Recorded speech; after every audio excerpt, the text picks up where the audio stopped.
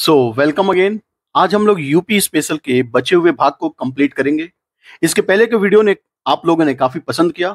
आज हम लोग उसका सेकेंड पार्ट देखेंगे।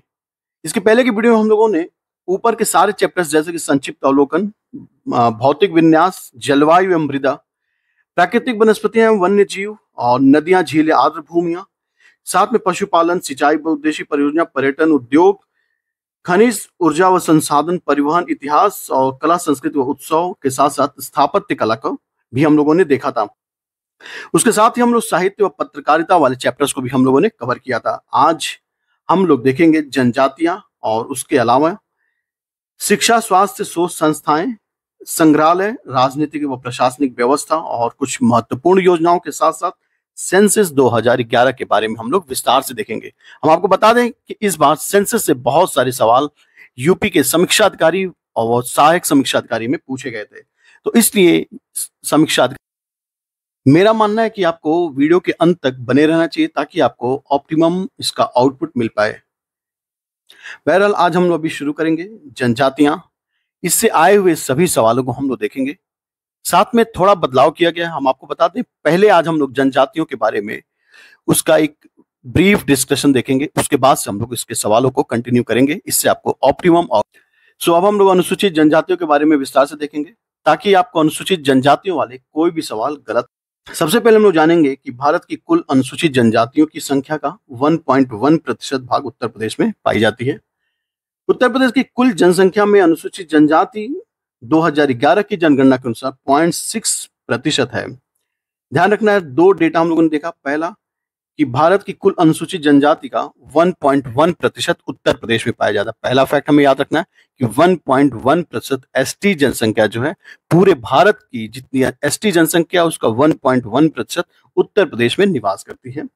उसके अलावा दूसरा फैक्ट हम लोगों ने देखा कि उत्तर प्रदेश की कुल जनसंख्या का 0.6% एसटी जनसंख्या उत्तर प्रदेश में निवास करती है। दो फैक्ट आपको याद रखना चाहिए। आप जानते होंगे कि राष्ट्रपति द्वारा ही एसटी को नोटिफाई किया जाता है, यानी राष्ट्रपति के आदेश पर ही किसी जाति को अनुसूचित जनजाति का दर्जा दिया जाता है। पहले आदेश के अनुसार जो 1967 में आदेश दिया गया था, जब उत्तराखंड और उत्तर प्रदेश एक राज्य हुआ करता था, उस समय टोटल 5 जनजातियों को राष्ट्रपति द्वारा जनजाति का दर्जा दिया गया था। वे जनजातियां कौन कौन सी थी? पहला थी भोटिया, उसके बाद से है बुक्सा, बुक्सा के बाद से जौनसारी, राजी व थारू, सब के सब अनुसूचित जनजाति का दर्जा 1967 में राष्ट्रपति के पहले आदेश में दिया गया।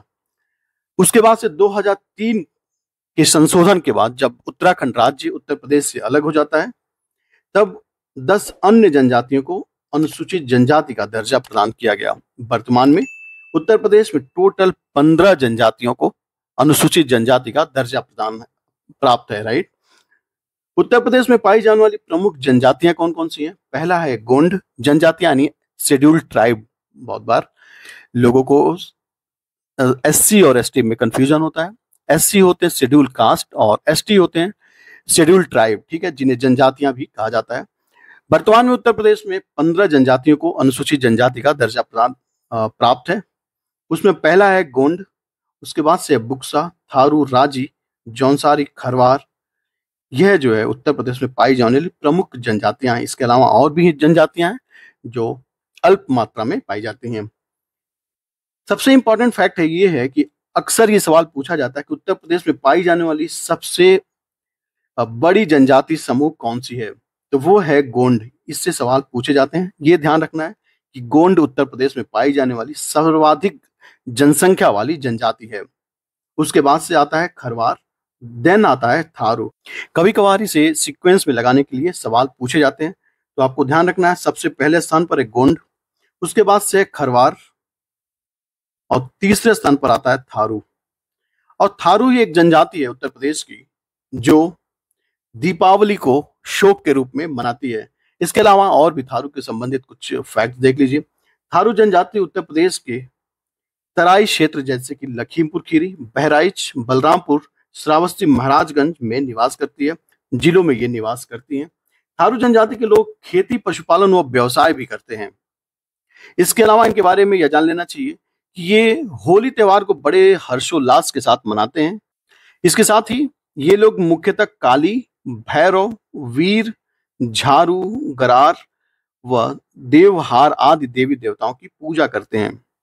ये ये पीपल, नीम आदि वृक्षों व बाघ व गाय, सर्प, भिक्षु आदि जंतुओं की भी पूजा करते हैं। थारू जनजाति के लोग किरात वंश से अपना संबंध रखते हैं, यानी किरात वंश से ये संबंधित हैं।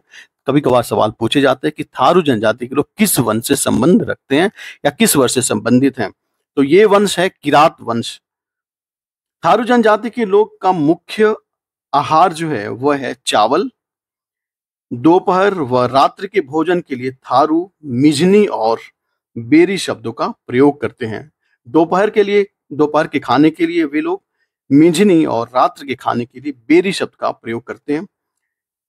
देखिए, थारू जनजाति के बारे में विशेषतः पूछे जाते हैं, इसलिए उसके बारे में कुछ ज्यादा डिटेल हम लोग देखेंगे। थारू जनजाति के लोग दीपावली को शोक पर्व के रूप में मनाते हैं। थारू जनजाति के लोगों को शिक्षा प्रदान करने के लिए उत्तर प्रदेश सरकार द्वारा लखीमपुर खीरी में एक महाविद्यालय की स्थापना की गई है। बजहर नामक पर्व थारू जनजाति द्वारा मनाया जाता है। इससे भी सवाल पूछे जाते हैं कि बजहर नामक पर्व किस जनजाति द्वारा मनाया जाता है। आपका आंसर हो जाएगा थारू जनजाति के लिए। एक चार्ट के फॉर्म से हम लोग देख लेते हैं कौन सी जनजाति किस जनपद में निवास करती है या किस जनपद में इनका निवास स्थान है। गोंड, धुरिया, नायक, ओझा, पथारी, राजगोंड, ये सब के सब जनजातियां महाराजगंज, सिद्धार्थनगर, बस्ती, देवरिया, गोरखपुर, मऊ, आजमगढ़, जौनपुर, बलिया, गाजीपुर, वाराणसी, मिर्जापुर व सोनभद्र में है। अगर सामान्य तौर पर जानने की कोशिश करें तो पूर्वांचल वाले क्षेत्रों में ये जनजातियां पाई जाती हैं।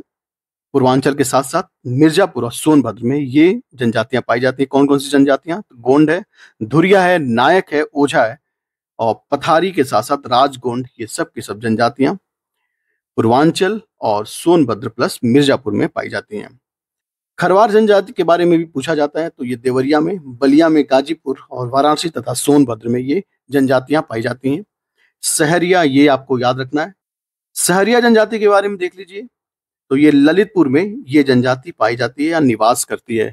इससे सवाल पूछा गया, सहरिया के बारे में पूछा जाता है और पहरिया के बारे में, दोनों जनजातियों के बारे में जनरली सवाल रहते हैं। सवाल इसलिए पूछे जाते हैं कि ये जनजातियां मुख्यतः इन्हीं दो क्षेत्रों में निवास करती हैं, जैसे कि सहरिया ये निवास करती है ललितपुर में, ये आपको याद रखना है, किसी हाल में भी याद रखना चाहिए आपको। पहरिया सोनभद्र में ये जनजाति पाई जाती है। बैगा ये भी सोनभद्र में। उसके अलावा जितने भी जनजातियां हैं सब के सब सोनभद्र में पाई जाती है। जैसे पांखा, पनिका ये भी सोनभद्र व मिर्जापुर में पाई जाती है। अगरिया ये भी सोनभद्र में। पठारी सोनभद्र में। चेरो जनजाति, इसके बारे में आपको बता दें, ये वाराणसी व सोनभद्र दोनों जगह पे पाई जाती है। एक बार चेरो जनजाति से संबंधित सवाल पूछा गया था उत्तर प्रदेश पीसीएस में, और उसमें यही पूछा गया था कि कौन सी जनजाति जो है बनारस में निवास करती है। सारे ऑप्शंस थे, तो उसमें आपका आंसर क्या हो जाए। अगली जनजाति है भुइया या भुइया, ये सोनभद्र में ये जनजाति पाई जाती है। तो आपको एक बार थारू जनजाति के बारे में और भी डिटेल देख लेते हैं। उत्तर प्रदेश में थारू विकास परियोजना का प्रारंभ 2 अक्टूबर 1980 को हुआ था। उत्तर प्रदेश की जौनसारी जनजाति द्वारा बिस्सू, पांचोई और दियाई उत्सव मनाए जाते हैं। बोक्सा या बुक्सा उत्तर प्रदेश के बिजनौर जिले में ये जनजातियां निवास करती हैं। बुक्सा जनजाति का संबंध पतवार राजपूत घराने से माना जाता है। ये आपको ध्यान रखना कि पतवार राजपूत घराने से इनका संबंध है बुक्सा जनजाति का। बुक्सा जनजाति की पंचायत का सर्वोच्च व्यक्ति तखत कहलाता है। ये भी ध्यान रखना, ये पूछा गया हुआ सवाल है। ये जितना हम लोग पढ़ रहे हैं ये सारे सवाल पूछे गए हैं। बुक्सा जनजाति के लोग, अभी हम लोग जब ऑब्जेक्टिव क्वेश्चन देखेंगे तो आपको लगेगा कौन कौन से सवाल पूछे गए हैं। बुक्सा जनजाति के लोग चामुंडा देवी की पूजा करते हैं। उत्तर प्रदेश में बुक्सा जनजाति विकास परियोजना 1983-84 के समय प्रारंभ की गई थी। खरवार जनजाति के लोग उत्तर प्रदेश के सोनभद्र जिले में रहते हैं। कर्मा खरवार जनजाति का प्रमुख नृत्य है। खरवार जनजाति का कौन सा नृत्य है? तो ये है कर्मा। इसको याद रखना चाहिए, कर्मा नृत्य खरवार जनजाति द्वारा की जाती है। खरवार जनजाति सोनभद्र जिले में इनका निवास स्थान है। जनजातियों के बारे में और भी डिटेल देख लीजिए। गोंड जनजाति उत्तर प्रदेश में महाराजगंज जनपद में सिद्धार्थनगर, देवरिया, बस्ती, मऊ, आजमगढ़, बलिया और गाजीपुर के साथ साथ वाराणसी, मिर्जापुर, सोनभद्र में अनुसूचित जनजाति के रूप में घोषित हैं। ठीक बात है। यानी सामान्य तौर पर समझे गोंड जनजातियां यहाँ पर निवास करती हैं। इसको हम लोगों ने चार्ट में देखा था, दिखा देता हूँ आपको। गोंड जनजातियां कहाँ कहाँ पाई जाती है। ये है गोंड जनजातियां। अभी इसके बारे में पीछे हम लोगों ने बात किया था। महाराजगंज, सिद्धार्थनगर, देवरिया, बलिया, ये सारे के सारे गोंड जनजातियां इन स्थानों पर पाई जाती है। उसी को टेबुलर फॉर्म में था और ये हम लोगों ने इसको अपने आप को कोया वंशी अर्थात धरती का प्रथम मानव मानती है। गोंड जनजाति के लोग खेती, पशुपालन, नौकरी, व्यवसाय भी करते हैं। इन जनजातियों का इष्ट देव बड़ा देव जी हैं। कौन है? बड़ा देव जी इनके इष्ट देव हैं। गोंड जनजाति प्रकृति पूजा, कर्म पूजा, भोजली, गोंगो पर्व मनाते हैं। कौन सा पर्व है? तो ये है गोंगो पर्व। ये गोंड जनजातियों द्वारा मनाई जाती है। गोंड जनजाति के इष्ट देव हैं बड़ा देव जी और गोंड समुदाय की भाषा गोंडी है। इसके बारे में इतना हमें जान लेना चाहिए गोंड जनजाति के बारे में, इनका निवास स्थान और इनके इष्ट देवता बड़ा देव जी हैं और ये गोंगो पर्व को मनाते हैं। इसके साथ ही प्रकृति पूजा, कर्म पूजा और भोजली को मानते हैं। गोंड जनजाति की भाषा गोंडी है। अब हम लोग देखेंगे खरवार जनजाति। इसके अलावा आप ये भी जानते हैं कि गोंड जनजाति उत्तर प्रदेश में पाई जाने वाली सबसे बड़ी जनजाति समूह है। इसका निवास स्थान आप लोगों ने देखा था, इतने जगह ये निवास करती हैं, इसलिए इनका सबसे ज्यादा जनसंख्या भी है। इसके अलावा दूसरे स्थान पर है खरवार जनजाति। इसके बारे में जानते हैं आप। सोनभद्र, मिर्जापुर, गाजीपुर, बलिया व देवरिया में ये अनुसूचित जनजातियां पाई जाती हैं या निवास करती हैं। आप जानते हैं कि खरवार जनजाति दूसरे सबसे बड़ी जनजाति समूह है। पहली सबसे बड़ी जनजाति समूह कौन सी है? तो वो है गोंड और तीसरी है वो है थारू। तो सीक्वेंस में लगाने के लिए आता है, इसलिए मैंने कई बार रिपीट कर दिया। और इन जनजातियों के बारे में ऐसा माना जाता है, कौन सी जनजाति हैं? तो खरवार जनजाति के बारे में ऐसा माना जाता है कि ये जनजाति के लोग खैर या कत्था के पेड़ों से कत्था बनाने का कार्य करते हैं, इसलिए इनकी जाति का नाम खरवार या खैरवार पड़ा है। इस जनजाति के लोग मुख्यतः भगउत, मनसती, दुल्हादेव, घमसान, गोरिया, शिव, दुर्गा आदि देवी देवताओं की पूजा करते हैं। खरवार जनजाति के बारे में आपको इतना ध्यान रखना चाहिए। इसके साथ ही ये लोग पीपल, नीम, सेमल आदि वृक्षों व नाग व भिक्षु की पूजा करते हैं, ये भी याद रखना है। अब हम लोग देखेंगे सहरिया जनजाति के बारे में। सहरिया जनजाति इंपॉर्टेंट है, इसलिए इंपॉर्टेंट है कि इसका निवास स्थान जनरली पूछा जाता है। तो सहरिया जनजाति ललितपुर में ये निवास करती हैं और इन्हें 2011 की जनगणना के अनुसार इनकी जनसंख्या टोटल 70,634 है। इस जनजाति के लोग पारंपरिक रूप से शहद एकत्र करते हैं और लकड़ी काटने, टोकरियां बनाने और पत्थर तोड़ने का कार्य करते हैं। ये अपनी आजीविका के लिए मुख्य रूप से जंगलों पर निर्भर होते हैं और सहरिया जनजाति के लोग भवानी, बीजापुर और सूरिनी देवी देवताओं की पूजा करते हैं। हम लोगों ने 4 जनजातियों के बारे में देखा। अब हम लोग देखेंगे चेरो जनजाति के बारे में। ये भी सवाल इससे पूछा गया है। हम आपको बता दें कि चेरो जनजाति से पूछा गया था कि ये जनजाति कौन से डिस्ट्रिक्ट में निवास करती, यूपी पीसीएस में पूछा गया था। तो ऑप्शंस थे आपके ललितपुर, वाराणसी और सोनभद्र, एक और कोई ऑप्शन था। तो आपके ऑप्शन के हिसाब से आंसर क्या हो जाएगा? सोनभद्र और वाराणसी दोनों जगह पर चेरो जनजाति निवास करती हैं, सोनभद्र और वाराणसी, राइट। इन जनजातियों का मुख्यतः काम होता है वन उत्पादन तथा महुआ, आंवला, हर्रे और शहद तथा चिरौंजी एकत्र करके ये लोग बेचते हैं तथा पत्तों का छाता बनाकर भी बेचा जाता है। चेरो जाति के लोग के मुख्य देवता ग्राम देवता की पूजा करते हैं। वैगा समुदाय मुख्यतः पूजा पाठ का कार्य करते हैं, जिन्हें स्थानीय स्तर पर ओझा कहा जाता है। इन जनजातियों के लोग वनोत्पादन के संग्रहण, डलिया बनाना, पशुपालन व खेती का कार्य इनका मुख्य कार्य होता है और ये मुख्यतः बूढ़ा देव और दुल्हा देव की पूजा करते हैं। इतने में बस हमें यह याद रखना है कि बूढ़ा देव और दुल्हा देव की पूजा करने वाली जनजातियां कौन सी है? तो वे हैं बैगा समुदाय की जनजातियां। ये लोग बूढ़ा देव और दुल्हा देव की पूजा करते हैं। इस समुदाय द्वारा वृक्षों की भी पूजा की जाती है। अब हम लोग जाएंगे, साथ में यह देख लीजिए पांखा जनजाति, ये उत्तर प्रदेश के सोनभद्र और मिर्जापुर में ये जनजातियां निवास करती हैं और इनका मुख्य काम होता है पंखा बनाना और बेचना। इसके आधार पर इनका नाम भी पांखा जनजाति पड़ा हुआ है। पंखा बनाती हैं और बेचती हैं ये जनजातियां, और साथ में उनके व्यवसाय का और जीवन यापन का एकमात्र साधन यही है पंखा बनाना और उन्हें बेचना, जिसके कारण इनका नाम पांखा बना है या पनिका बना है, जिसको हम लोगों ने पीछे बात किया था। पांखा जनजाति के लोग, जिसमें पुरुषों का परिधान बिहटी और महिलाओं का मुख्य परिधान धोती है। ये याद रखना है कि पुरुषों का मुख्य परिधान बिहटी और महिलाओं का मुख्य परिधान धोती है। इनके घर मिट्टी या खपरेल के बने होते। पांका जाति के लोग मुख्यतः काली, दुर्गा, ज्वालामुखी देवी, दुल्हा देव आदि की पूजा करते हैं। भुइयां जनजाति के बारे में जान लीजिए कि ये सोनभद्र में निवास करती हैं और भुइयां का अर्थ होता है जो भूमि से उत्पन्न है, और ये स्वयं को भूमि से उत्पन्न मानते हैं, जिसके कारण इनका नाम भुइयां पड़ा हुआ है। अपनी आजीविका के लिए लोग मिट्टी खोदने का कार्य करते हैं। मिट्टी ढोने और खेती व मजदूरी का कार्य इनके द्वारा किया जाता है, जिससे कि इनका जीवन यापन होता है।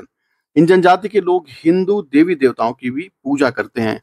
अगरिया जनजाति के बारे में भी देख लीजिए। अगरिया जनजाति ये उत्तर प्रदेश के सोनभद्र में पाए जाने वाला अनुसूचित जनजाति है।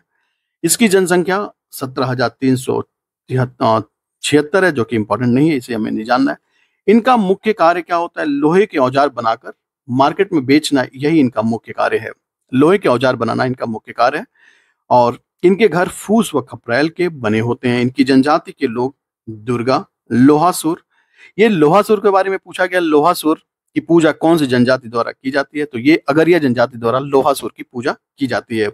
घनश्याम, वन देवी, भगौत, भगौत बाबा आदि देवी देवताओं की पूजा इनके द्वारा की जाती है। बुक्सा जनजाति के बारे में जान लीजिए। उत्तर प्रदेश के अनुसूचित जनजाति के रूप में इन्हें घोषित है और ये बिजनौर में निवासरत है। या बुक्सा जनजाति बिजनौर में निवास करती है, इसे याद कर लेना चाहिए। बुक्सा जनजाति बिजनौर में निवास करती है।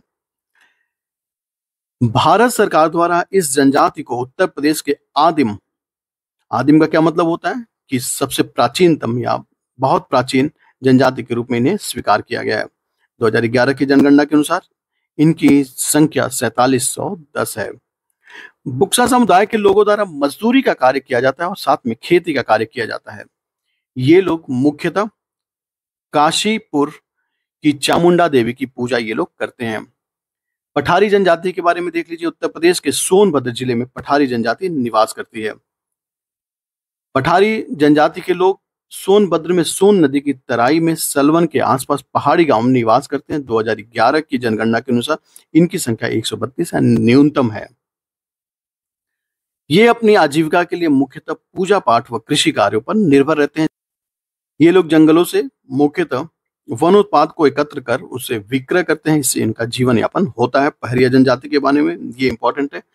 पहरिया जनजाति के बारे में जान लीजिए। ये सोनभद्र में निवास करती हैं और इनका मुख्य व्यवसाय कृषि है। और ये लोग धरती माता, बाबा और डिहवार, वनसंती और गवेहर, इन देवताओं की पूजा करते हैं। महारानी माई को यह विशेष मानते हैं। इन लोगों के मकान मिट्टी व फूस के बने होते हैं। अनुसूचित जनजातियों से संबंधित कुछ इंपॉर्टेंट फैक्ट थे। अब हम लोग अनुसूचित जनजातियों से 1991 से आए तक अभी सभी इंपॉर्टेंट प्रश्नों को देखेंगे और उन सवालों को स्किप कर दिया जाएगा जो कि आज के समय में रेलिवेंट नहीं है। बहरहाल आइए देख लेते हैं हम लोग ऑब्जेक्टिव क्वेश्चंस। जैसा कि हमने वादा किया था कि ये रिमेनिंग पार्ट है, इसके पहले के पार्ट को काफी अच्छा रिस्पॉन्स मिला। निम्नलिखित में से कौन उत्तर प्रदेश की अनुसूचित जनजाति नहीं है? आपने देखा, अभी हम लोगों ने पीछे पढ़ा था इसके बारे में, जब डिटेल हम लोग पढ़ रहे थे, हम लोगों ने देखा था कि गोंड जनजाति ये उत्तर प्रदेश की सबसे बड़ी जनजाति समूह है। यानी उत्तर प्रदेश में सबसे ज्यादा पाई जाने वाली जनजाति कौन सी है? गोंड। उसके बाद से आता है खरवार और तीसरे नंबर पर आता है थारू। यानी गोंड व थारू दोनों ही उत्तर प्रदेश की जनजातियां हैं। वहीं अगर हम लोग तंगखुल की बात करें, तंगखुल जनजाति ये मणिपुर की जनजाति है। ये कहाँ की है? मणिपुर की। तो ये आंसर तो यही होगा, तंगखुल। और भील की जहां तक बात है, भील भी उत्तर प्रदेश में मुख्यतः पाई जाने वाली जनजाति नहीं है, लेकिन ये लखीमपुर खीरी व सिद्धार्थ नगर जैसे जो डिस्ट्रिक्ट है वहां पर अल्प मात्रा में ये जनजातियां देखने को जरूर मिलती हैं। इसके अलावा भील जनजाति मुख्यतः मध्य प्रदेश यानी एमपी, राजस्थान, गुजरात व महाराष्ट्र जैसे राज्यों में ये जनजाति मुख्यतः पाई जाती हैं। बाकी इसके बारे में डिटेल है, इसको देखना चाहें तो यहाँ से देख सकते हैं। तंगखुल अनुसूचित जनजाति उत्तर प्रदेश में नहीं बल्कि मणिपुर राज्य में पाई जाने वाली जनजाति समूह है। उत्तर प्रदेश की जो जनजातियां मुख्यतः हम जानते हैं, हम लोगों ने पीछे पढ़ा था कि वर्तमान में 15 अनुसूचित जनजातियां उत्तर प्रदेश में हैं। उनमें से कुछ जनजातियां जैसे कि बुक्सा, थारू, खरवार, राजी, जौनसारी, माहीगिर और भोटिया, ये सारी जनजातियां उत्तर प्रदेश में निवास करती हैं। अगला सवाल है, उत्तर प्रदेश के किस जिले में बुक्सा जनजाति निवास करती है, पाई जाती है? तो आंसर हो जाएगा बुक्सा, बिजनौर और आगरा। देखिए ये दोनों ही ऑप्शन बहुत ज्यादा करेक्ट नहीं है। बिजनौर करेक्ट है, ठीक है, लेकिन आगरा ये ज्यादा सुटेबल नहीं है। बावजूद इसके आपके ऑप्शन के हिसाब से आपका आंसर हो जाएगा बिजनौर व आगरा। ये कॉम्बिनेशन ज्यादा सुटेबल है, क्योंकि एमसीक्यूज में ये होता है मोस्ट अप्रोप्रिएट आंसर हम लोग देखते हैं, तो मोस्ट अप्रोप्रिएट आंसर यही होगा, बिजनौर और आगरा, राइट।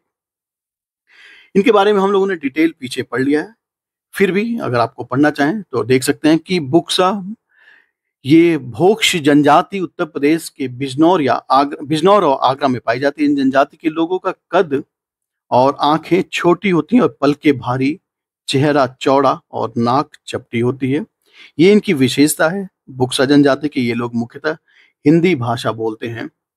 इनका मुख्य भोजन मछली व चावल है।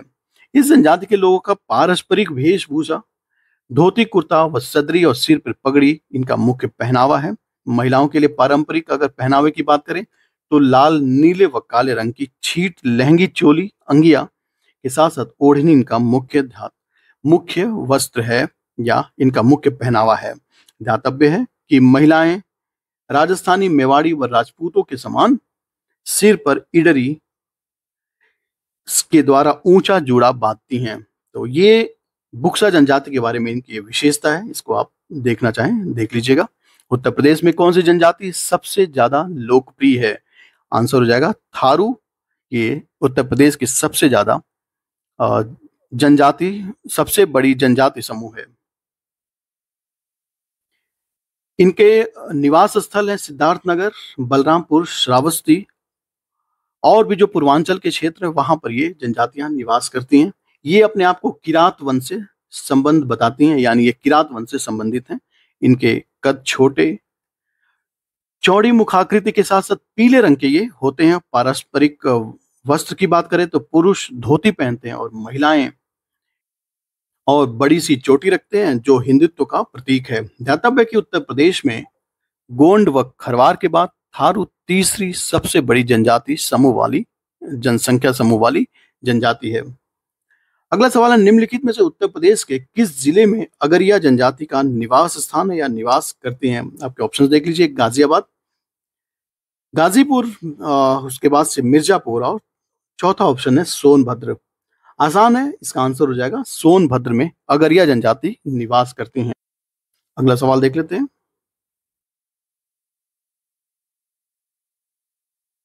देखिए लिखा हुआ है अगरिया, देख लीजिए और डिटेल देख लीजिए। अगरिया, वैगा, भुइया आदि जनजातियां उत्तर प्रदेश के सोनभद्र जिले में निवास करती हैं। अगरिया जनजाति भारत में मध्य प्रदेश, उत्तर प्रदेश राज्यों का एक समुदाय है। जनजातीय नृत्य शोरा उत्तर प्रदेश के किस जिले से संबंध है? ये अच्छा सवाल है, ये आपको ध्यान रखना चाहिए। शोरा नृत्य ये ललितपुर जिले से संबंध रखता है। और ये देखिए यूपी हाईकोर्ट के एआरओ और आरओ में ये सवाल पूछा गया है, तो ध्यान रखना चाहिए कि शोरा नृत्य ये संबंध रखता है ललितपुर से।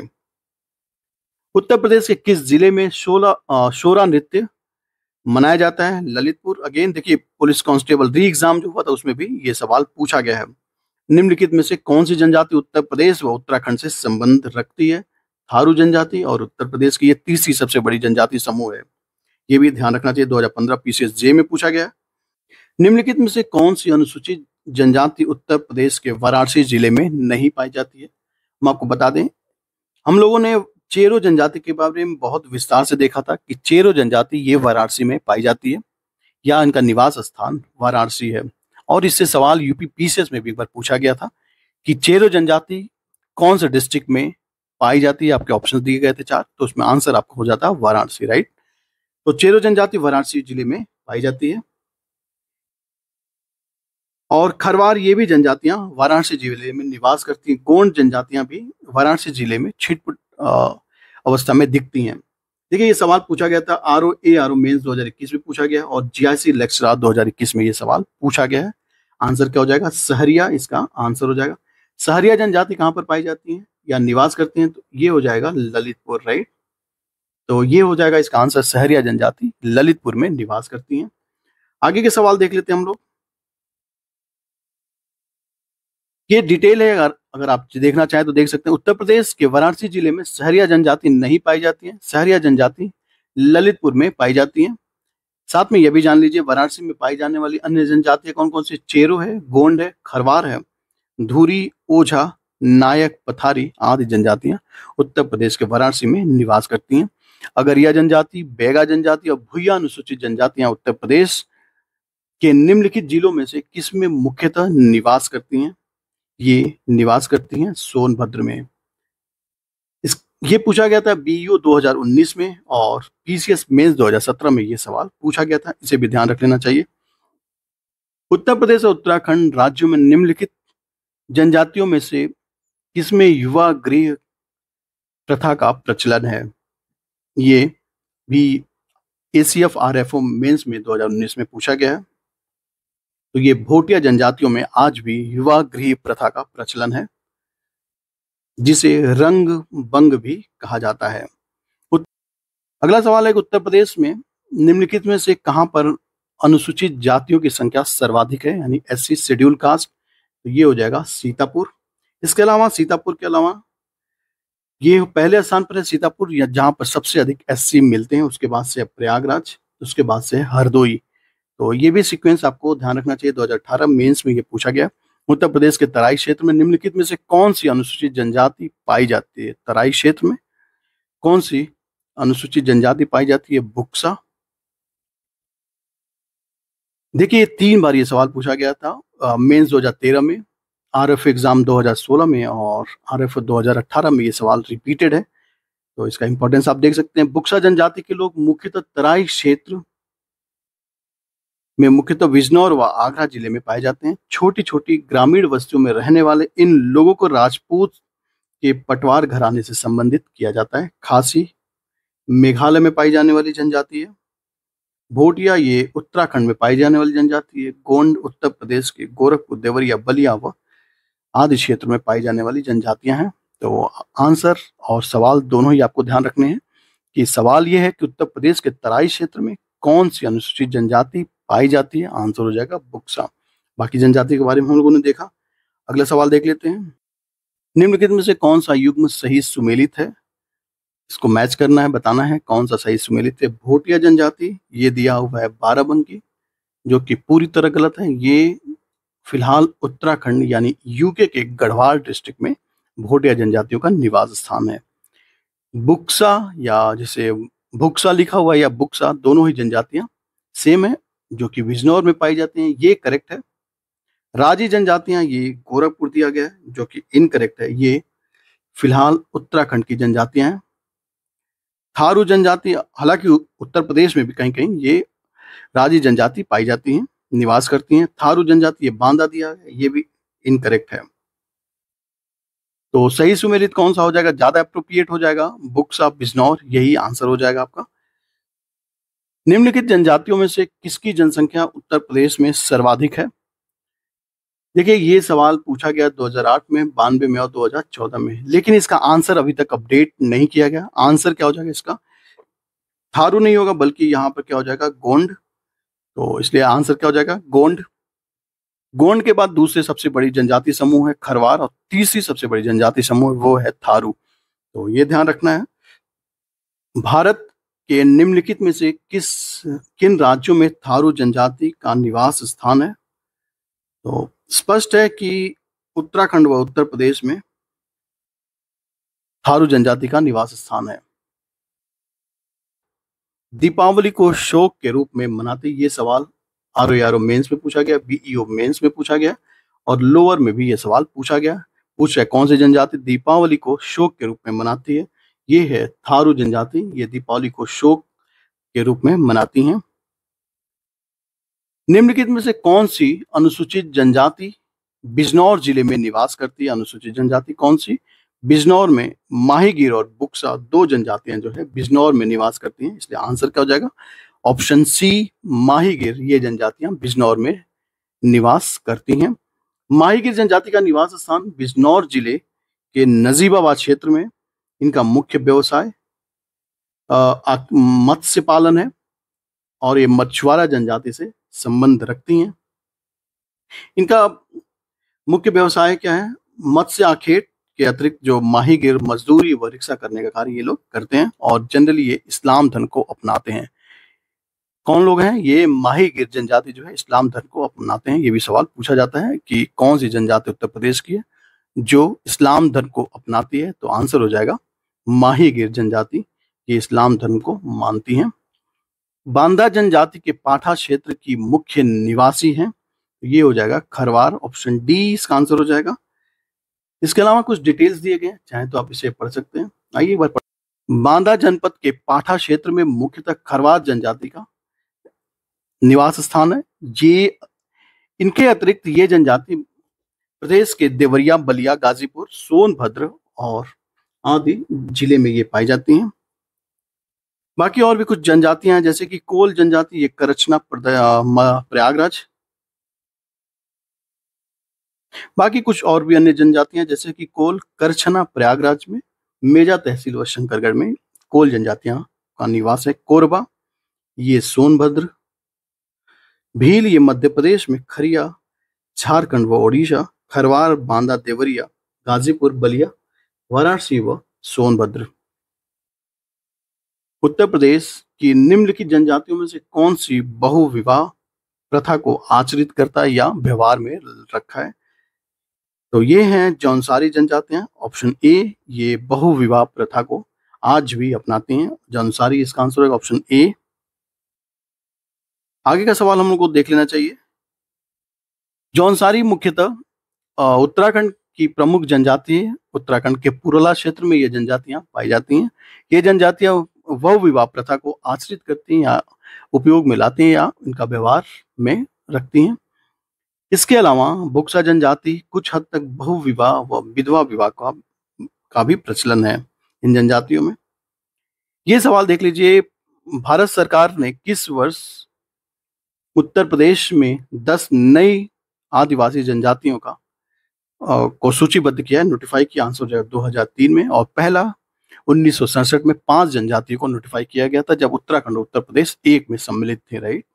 तो 5 जनजातियां थी और फिलहाल उत्तर प्रदेश में 15 जनजातियां हैं जिन्हें नोटिफाइड है। निम्नलिखित में से कौन सी जनजाति उत्तर प्रदेश की अनुसूचित जनजाति की सूची में शामिल नहीं है? आंसर हो जाएगा तड़वी। बाकी सारी की सारी जनजातियां उत्तर प्रदेश की। एक बार इसको डिटेल में देखना चाहें तो देख सकते हैं। आइए एक बार देख ही लेते हैं। थारू जनजाति तराई क्षेत्र में लखीमपुर खीरी, बहराइच, महाराजगंज और बलरामपुर, श्रावस्ती आदि जगहों पर ये पाई जाती हैं या निवास करती हैं। बुक्सा या बोक्सा ये बिजनौर में। गोंड समूह ये गोंड, धुरिया, नायक, ओझा, पठारी, राजगोंड, महाराजगंज, ये मतलब इनके गोंड समूह में इतनी जनजातियां हैं। कौन कौन सी? गोंड, धुरिया, नायक, ओझा, पठारी व राजगोंड, ये सब के सब गोंड जनजाति के समूह, गोंड समूह की जनजातियां हैं जिसके इनका निवास स्थान है महाराजगंज, सिद्धार्थनगर, गोरखपुर, बस्ती, देवरिया, मऊ, आजमगढ़, जौनपुर, गाजीपुर, बलिया और वाराणसी, मिर्जापुर और सोनभद्र में ये कौन जनजातियां पाई जाती हैं। खरवार जनजातियां ये सोनभद्र, बलिया, गाजीपुर, देवरिया और वाराणसी। सहरिया ये ललितपुर में, पंखा व पनिका, सोनभद्र और मिर्जापुर। इसको हम लोगों ने शुरुआत में भी देखा था, फिर भी एक बार देख लीजिए ताकि आपको रिवाइज हो पाए। चेरो जनजातियां सोनभद्र, वाराणसी में। भुइया, भुनिका ये सोनभद्र में, पटारी सोनभद्र में, अगरिया ये सोनभद्र में, बैगा सोनभद्र, पहरिया सोनभद्र है। सब के सब जनजातियां इन स्थानों पर पाई जाती हैं।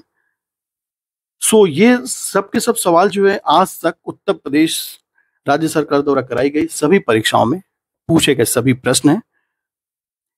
इससे कोई बाहर के सवाल नहीं आएंगे।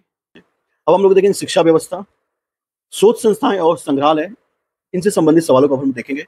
पहला सवाल है, डॉक्टर भीमराव अंबेडकर अंतर्राष्ट्रीय खेल स्टेडियम उत्तर प्रदेश के निम्नलिखित में से किस जिले में अवस्थित है? आंसर हो जाएगा अयोध्या। ये अच्छा सवाल है, ये मेडिकल ऑफिसर में पूछा गया सवाल है। डॉक्टर भीमराव अंबेडकर अंतर्राष्ट्रीय खेल स्टेडियम उत्तर प्रदेश के अयोध्या जिले में स्थापित की गई है। ये आपका अगला सवाल है, उत्तर प्रदेश के संदर्भ में निम्नलिखित कथनों पर विचार करना आपको। पहला स्टेटमेंट है, मथुरा के वृंदावन में संवित गुरुकुलम गर्ल्स सैनिक स्कूल देश का पहला पूर्णतः लड़कियों के लिए खोला गया सैनिक स्कूल है। ये स्टेटमेंट पूरी तरह करेक्ट है। दूसरा स्टेटमेंट है, इसका उद्घाटन भारत के प्रधानमंत्री द्वारा किया गया, जो कि इनकरेक्ट स्टेटमेंट है। इसका उद्घाटन रक्षा मंत्री श्री राजनाथ सिंह द्वारा कराया गया था। राजनाथ सिंह ने इसका उद्घाटन 1 जनवरी 2024 को मथुरा के वृंदावन में संवित गुरुकुलम गर्ल्स सैनिक स्कूल का उद्घाटन किया था। ये स्टेटमेंट करेक्ट है। और यहाँ पे जो दिया है प्रधानमंत्री ने इसका उद्घाटन किया था, ये इनकरेक्ट है। आंसर क्या हो जाएगा? Option A. इसके अलावा ये भी जान लीजिए पूर्वांचल का पहला सैनिक स्कूल कहाँ पर खोला गया, तो वो गोरखपुर में खोला गया। अगला सवाल है, अलीगढ़ मुस्लिम विश्वविद्यालय की स्थापना किस वर्ष की गई थी? इसका आंसर हो जाएगा 1920। आपको जान लेना चाहिए कि 1877 में मोहम्मडन एंग्लो ओरिएंटल कॉलेज की स्थापना की गई थी, जिसका विस्तारित रूप ही एएमयू के रूप में जाना जाता है। इसकी स्थापना समाज सुधारक सर सैयद अहमद खान द्वारा 1877 में कराई गई थी, जिसका विस्तारित रूप एएमयू के रूप में 1920 में अस्तित्व में आया। इसलिए अगर सवाल पूछा जाएगा एएमयू की स्थापना कब हुई थी, तो ये 1920 में हुई थी। साथ में अगर सवाल ये होता कि मोहम्मडन एंग्लो ओरिएंटल कॉलेज को किस वर्ष विकसित किया गया था, तो आंसर हो जाता 1877। दोनों सवालों में आपको डिफरेंस देख लेना चाहिए।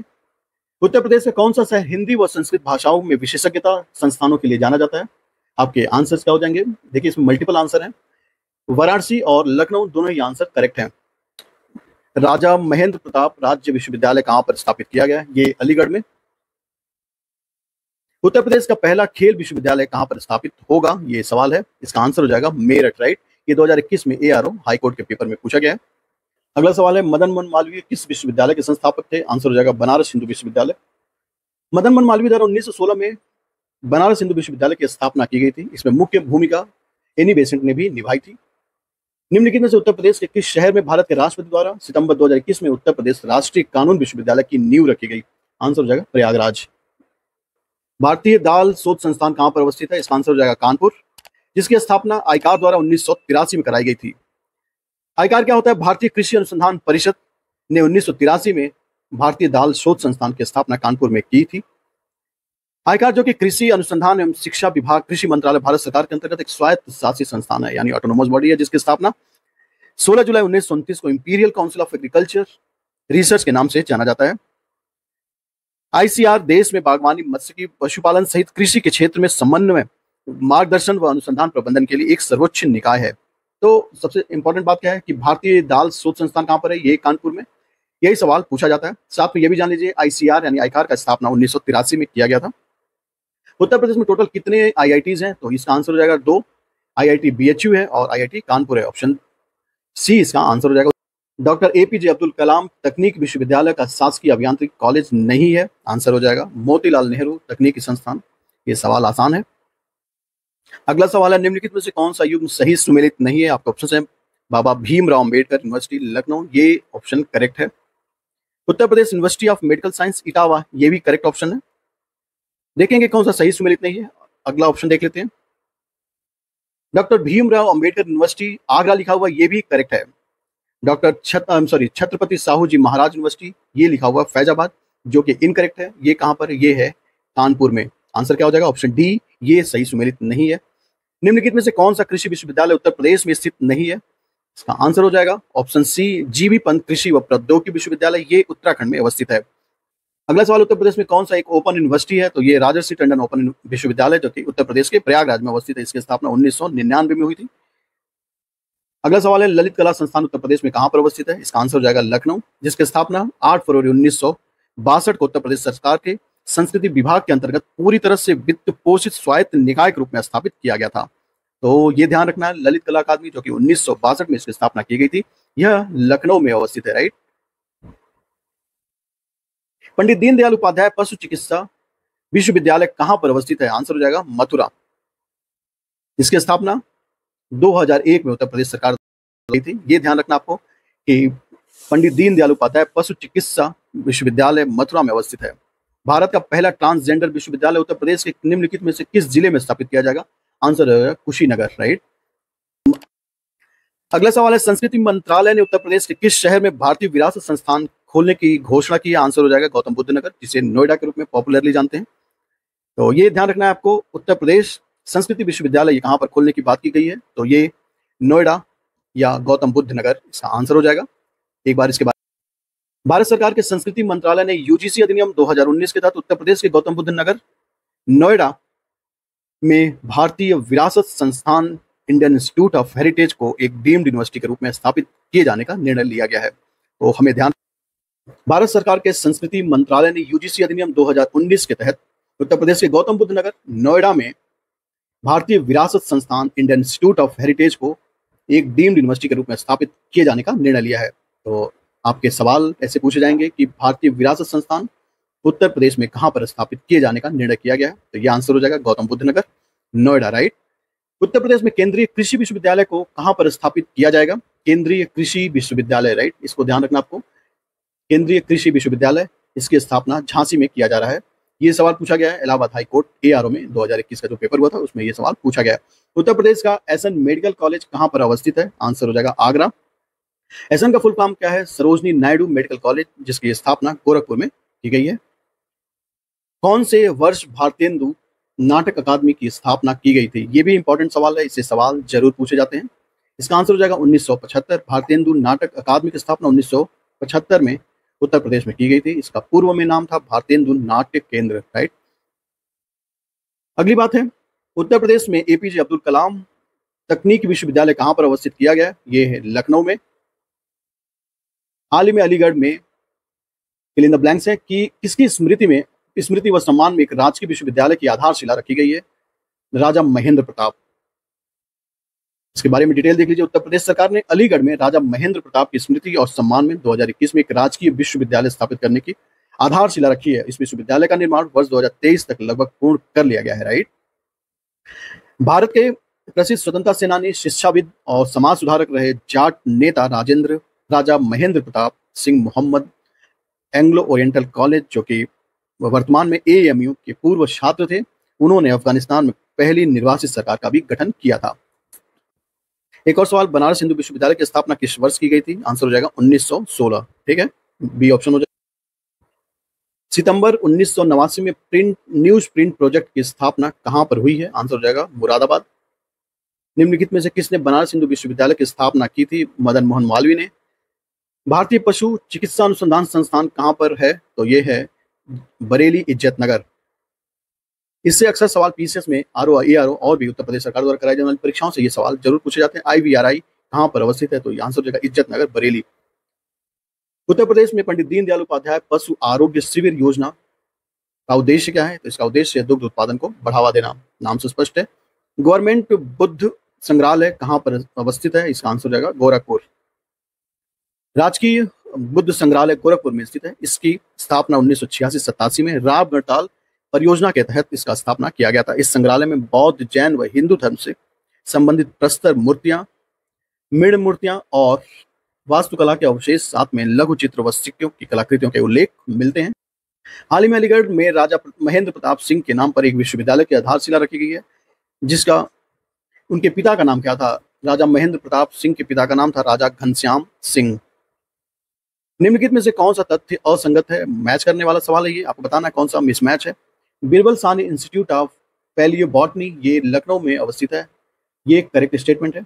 दूसरी बात कर ले हम लोग कि सेंट्रल बिल्डिंग रिसर्च इंस्टीट्यूट, ये वाराणसी में दिया गया है, ये इनकरेक्ट है, ये है रुड़की में या उत्तराखंड में। इंडियन इंस्टीट्यूट ऑफ टेक्नोलॉजी, ये कानपुर में स्थित है, ये करेक्ट है। Acharya Narendra Dev university of agriculture and technology, ये अयोध्या में है। पूछ रहा है कौन सा असंगत है या कौन सा मिसमैच है? आंसर हो जाएगा option B, central building research institute, ये उत्तराखंड के रुड़की में है। अगला सवाल देखेंगे, उत्तर प्रदेश के संदर्भ में निम्नलिखित में से कौन सा एक अनुक्रम असंगत है, यानी कौन सा मिसमैच है? पहला स्टेटमेंट है राष्ट्रीय वनस्पति अनुसंधान संस्थान, ये लखनऊ में, ये करेक्ट स्टेटमेंट है। केंद्रीय चमड़ा अनुसंधान संस्थान, ये आगरा में दिया गया है, जो कि इनकरेक्ट है। केंद्रीय चमड़ा अनुसंधान संस्थान, ये है तमिलनाडु में, राइट। तो ये मिसमैच है। बाकी देख लेते हैं, सरदार वल्लभ भाई पटेल कृषि विश्वविद्यालय, ये मेरठ में, ये भी करेक्ट है।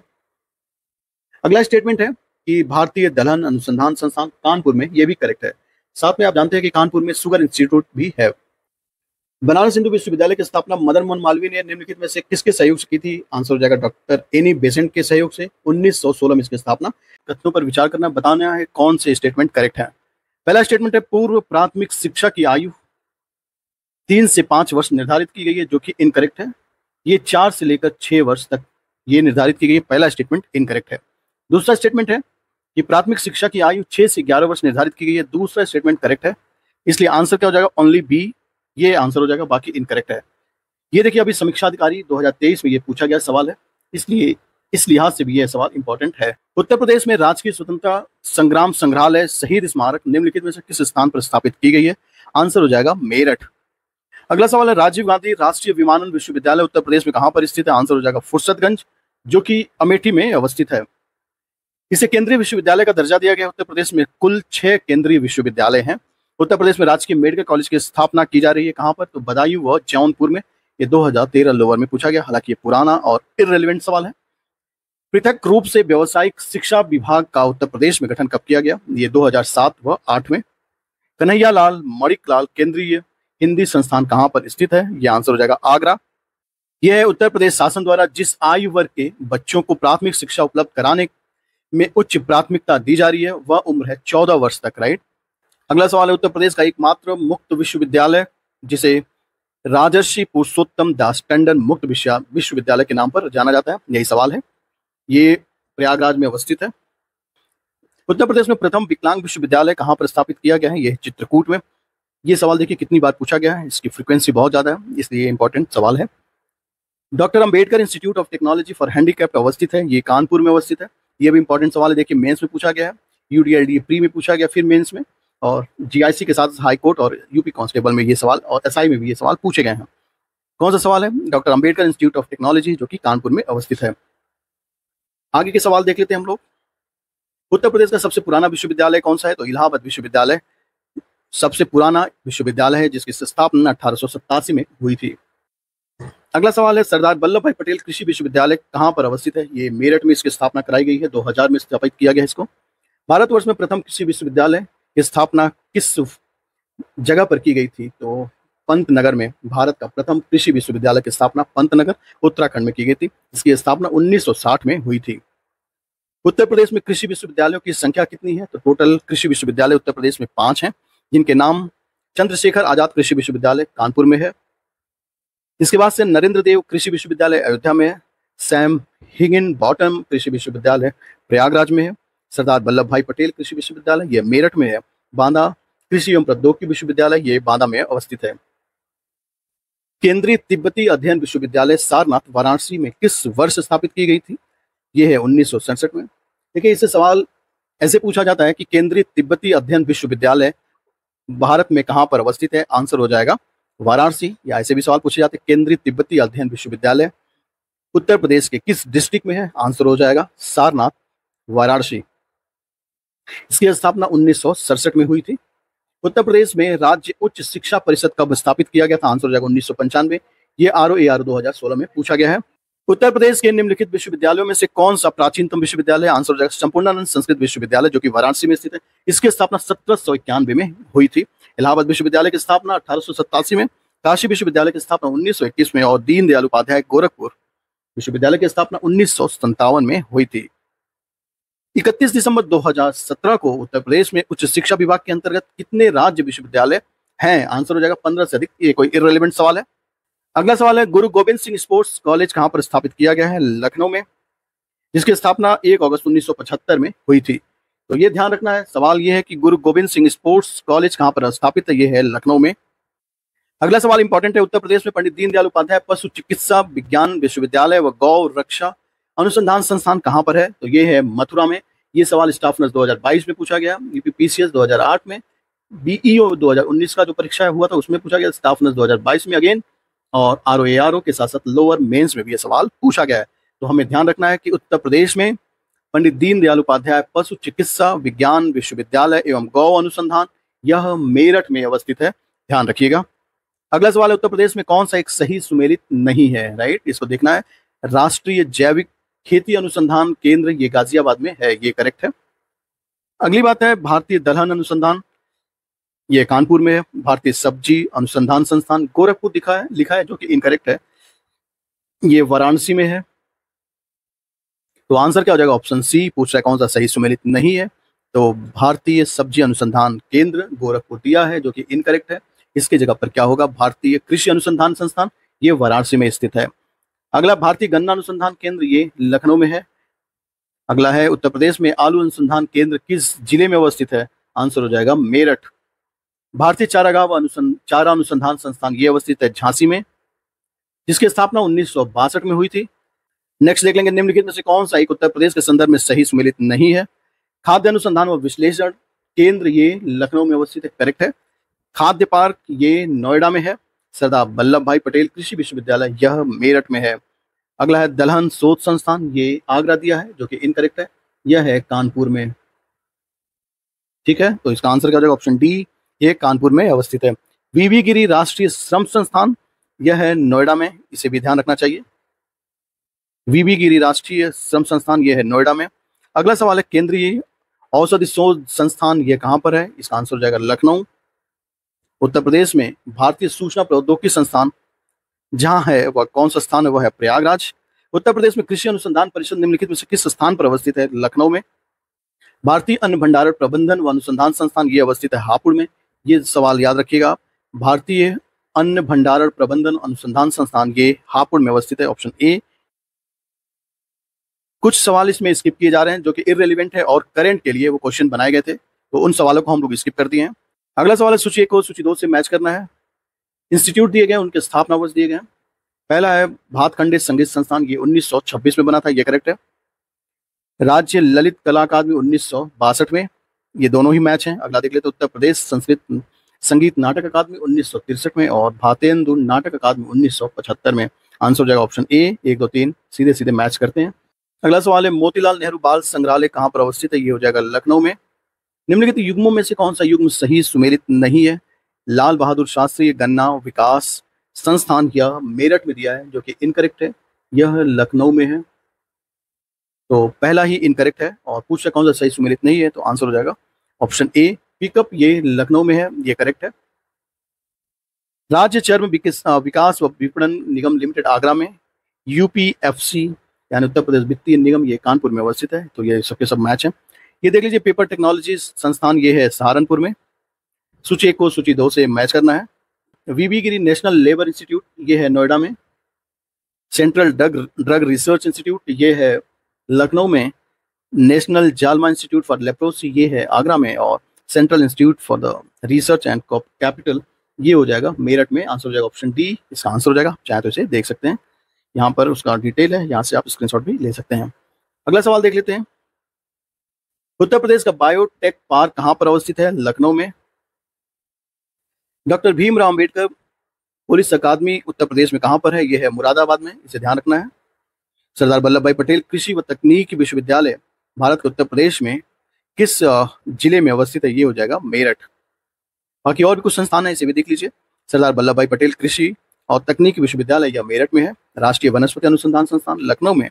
सेंट्रल पल्प व पेपर टेक्नोलॉजी इंस्टीट्यूट, ये है सहारनपुर में। जीबी पंत कृषि एवं प्रौद्योगिकी विश्वविद्यालय, यह पंतनगर में है। ऑप्शन आप मैच कर लेंगे। अगला सवाल है, सूची 1 को सूची 2 से मैच करना, बताना है कौन सा सही सुमेलित नहीं है। कुछ इंपॉर्टेंट डिटेल्स उसे देख लीजिए। क्राफ्ट संग्रहालय, ये लखनऊ में है। ग्लास संग्रहालय, ये कांच गैलरी उदयपुर में। और राजकीय पुरातत्व संग्रहालय, ये कन्नौज में है। डाक टिकट संग्रहालय, ये सहारनपुर में है। अगला सवाल है, मदन मोहन मालवीय प्रौद्योगिकी विश्वविद्यालय कहाँ पर अवस्थित है, सामान्य से सवाल है, ये गोरखपुर में है। केंद्रीय विश्वविद्यालय बाबा साहब भीमराव अंबेडकर विश्वविद्यालय विद्या विहार किस शहर में है, ये हो जाएगा लखनऊ। उत्तर प्रदेश में संपूर्णानंद संस्कृत विश्वविद्यालय कहाँ पर अवस्थित है, ये हो जाएगा वाराणसी। उत्तर प्रदेश का प्राचीनतम और विशालतम बहुउद्देशीय संग्रहालय कौन सा है, राज्य संग्रहालय लखनऊ। लखनऊ में राज्य संग्रहालय स्टेट म्यूजियम उत्तर प्रदेश का सबसे पुराना व सबसे बड़ा बहुउद्देशीय संग्रहालय, जो कि 1863 में इसकी स्थापना की गई थी। ऑप्शन बी इसका आंसर हो जाएगा। चंद्रशेखर आजाद कृषि व प्रौद्योगिकी विश्वविद्यालय उत्तर प्रदेश में निम्नलिखित में कहाँ पर अवस्थित है, ये हो जाएगा कानपुर में।